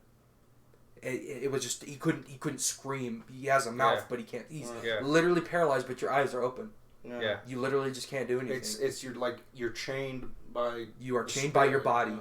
You're you're chained by the spirit. Gavin had that just a few weeks ago. Well, in his mom, everything that's been going on with that. I'm not even going to mention that. Yep. Him and his mom are having a really hard time, and dude, he told me some stuff that sent shivers up my spine. He said, "So I had a sleep paralysis thing last night." I was like, "What's that?" He said, there was something to the left of me. And you Said, just... I didn't want to look at it, but it kept screaming at me. It said, "Look at me! Look at me! Look at me!" Crazy. Yeah, I remember one time. Yeah. You guys are freaking me out. Man, it's like I said. And there's nothing he could do. There's He couldn't nothing move. you can do. You But can't he move. didn't want to look at it. Yeah, It yeah. kept screaming in his ear, like, "Look at me!" And it was like, God. I mean, I don't know if it was sleep paralysis, man, but I sleep with my ears covered. Yeah. I do it because like when I was really young, there was I was 3, 4-ish maybe, like when I can start forming memories, kind of. Yeah, you know yeah, what I mean? yeah. And the most fond memory I have of when I was young, is like probably the scariest dream of my life, was where I was in my mom's old house and we had bunk beds, and I remember sleeping. I always slept on the top bunk. I went to go like lay down for a nap.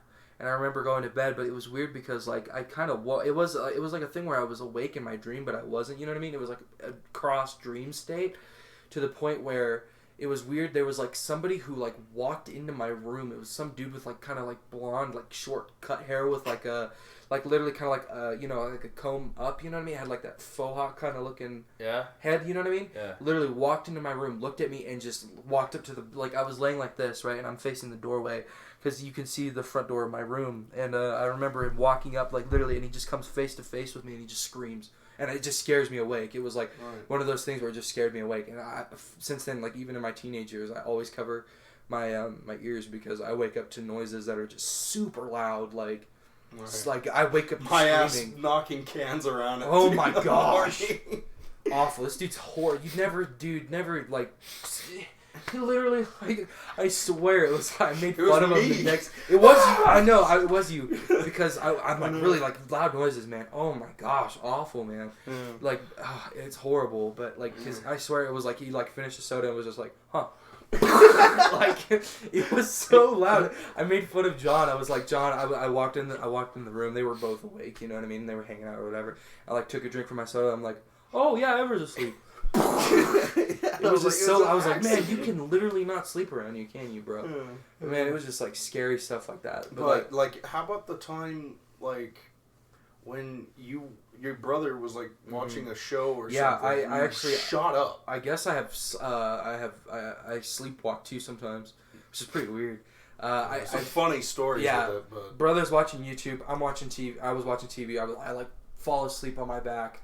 And I guess Evan said he was watching YouTube and he sees me, we all used to sleep in the same room because our house was, small. We just didn't have room anywhere else. And so we slept in the same room, and he says that he was like watching YouTube, and then he sees over to his left. He sees me sit straight up, and I like look at the TV with my eyes closed. I'm like, well, because it's the TV's bright, you know what I mean? And I'm like, I say, I get up and then I lay back down, and then Avon, my brother, he looks over, he's like, Ever? And he was all... You good, man? Are you okay? He said, I just say, sink is here. Like, sink is in, like, that's a bathroom sink. I said, sink is here. And he says, sink is here? And I said, mm-hmm. And he says, Avon said, what? And then I said nothing else. That was it. It freaked me out. Maybe man. that was the Crot's cousin. This is Crot's cousin, man. That's you what got I'm thinking. crotch and sink. That sounds like a dirty disease, man. I got crotch sink, dog. I can't come today. I gotta go to the doctor. I got crotch sink, brother.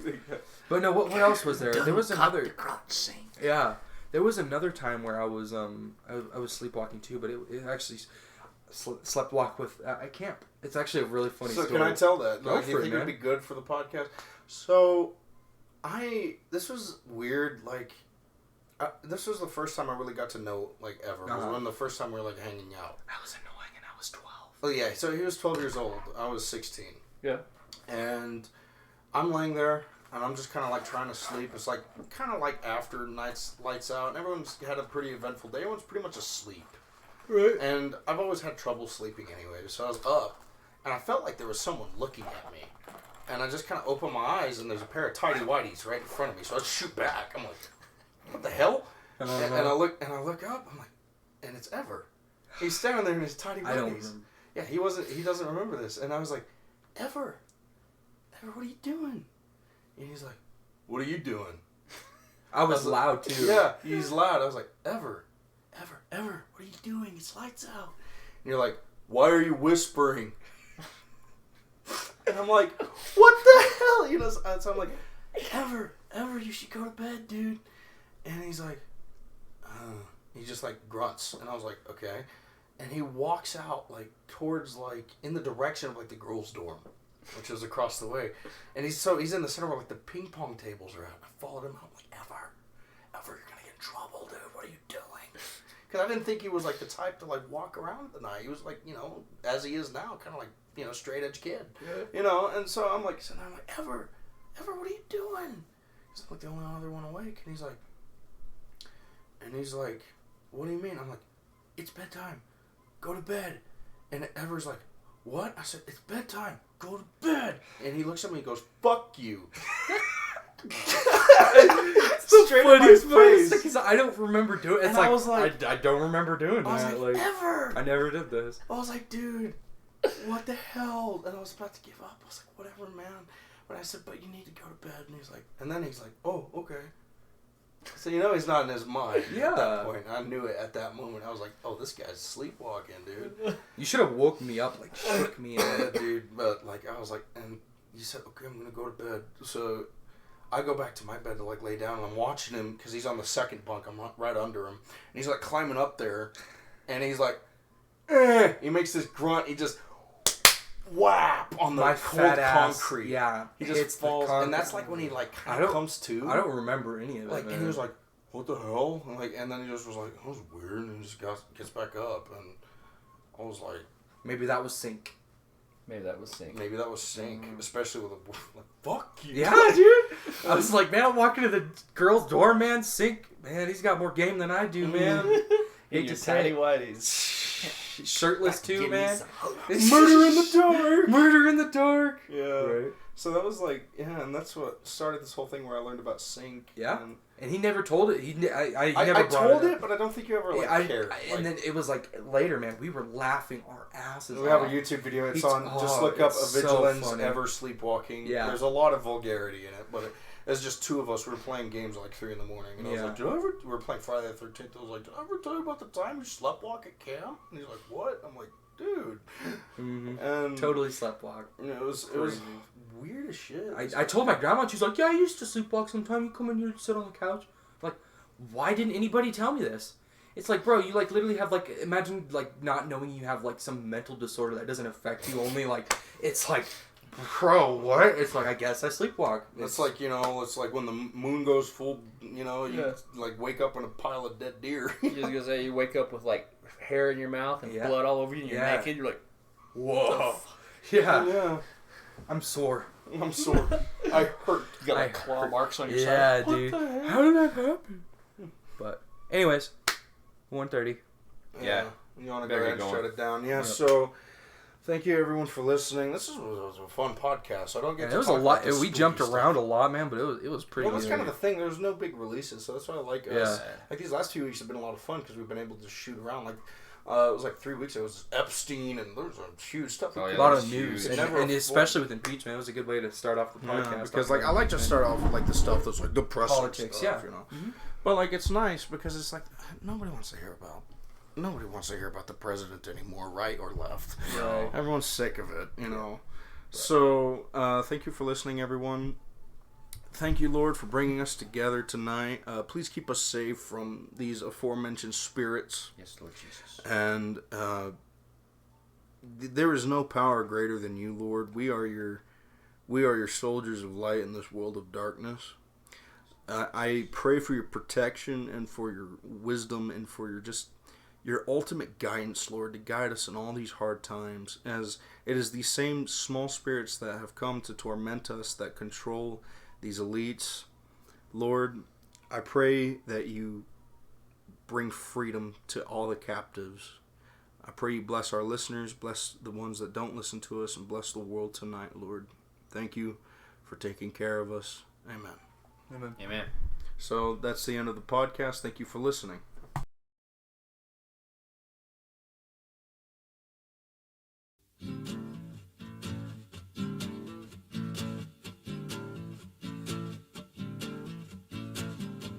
Sipping whiskey from a paper cup, you drown your sorrows till you can't stand up. And take a look at what you've done to yourself. Why don't you put the bottle back on the shelf? yellow fingered from your cigarettes. Your hands are shaking while your body sweats. Why don't you look into Jesus? He got the answer.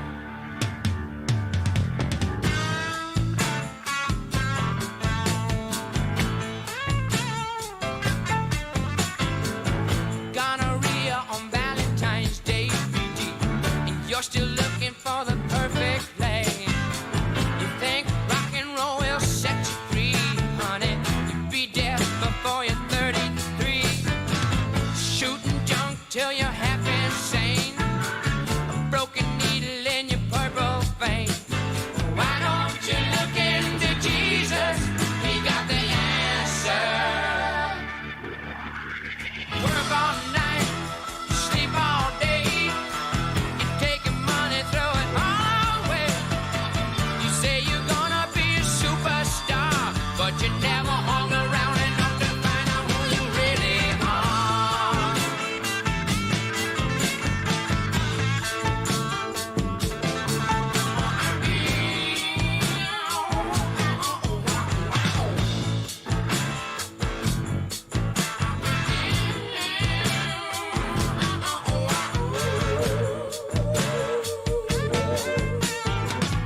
Think back to when you were a child. Your soul was free, your heart ran wild. Each day was different and life was a thrill. You knew tomorrow would be better still. But things have changed, you're much older now. If you're unhappy and you don't know how, why don't you look into Jesus? He got the answer. Why don't you look into Jesus? He got the answer. Why don't you look into Jesus? He got the answer.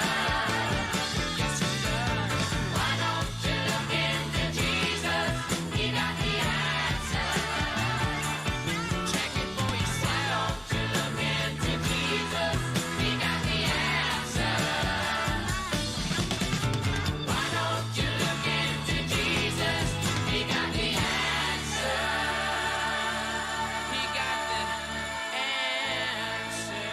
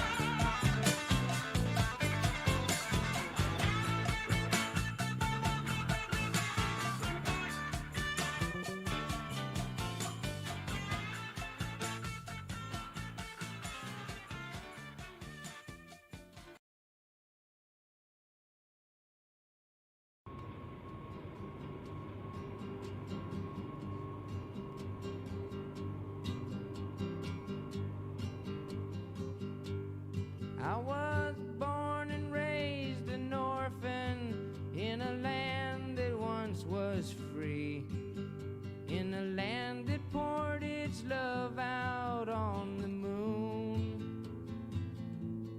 And I grew up in the shadows of your silos filled with grain, but you never helped to fill my empty spoon.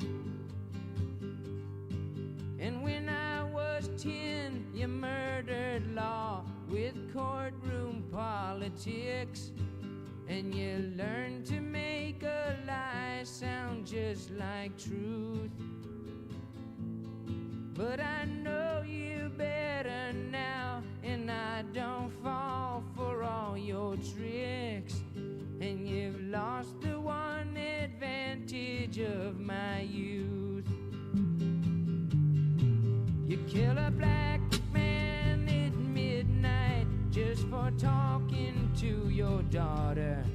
Then you make his wife your mistress, and you leave her with water, and the sheet you wear upon your face is the sheet your children sleep on.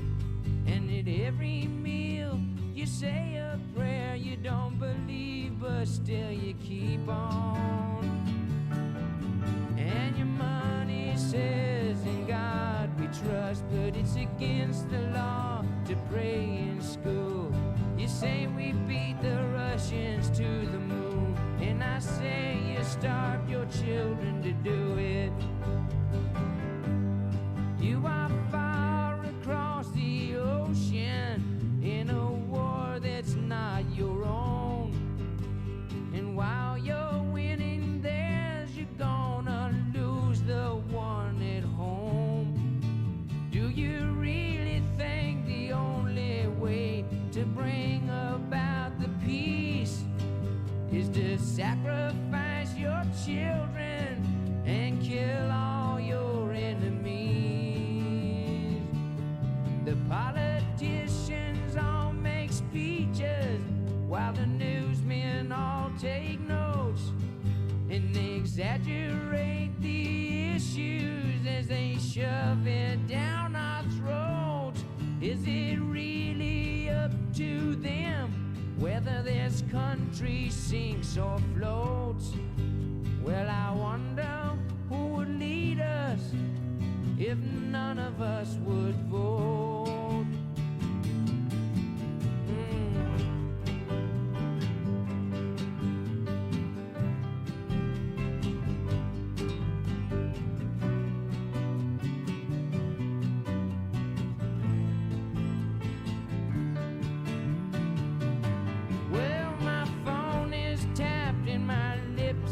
Chapped from whispering through the fence.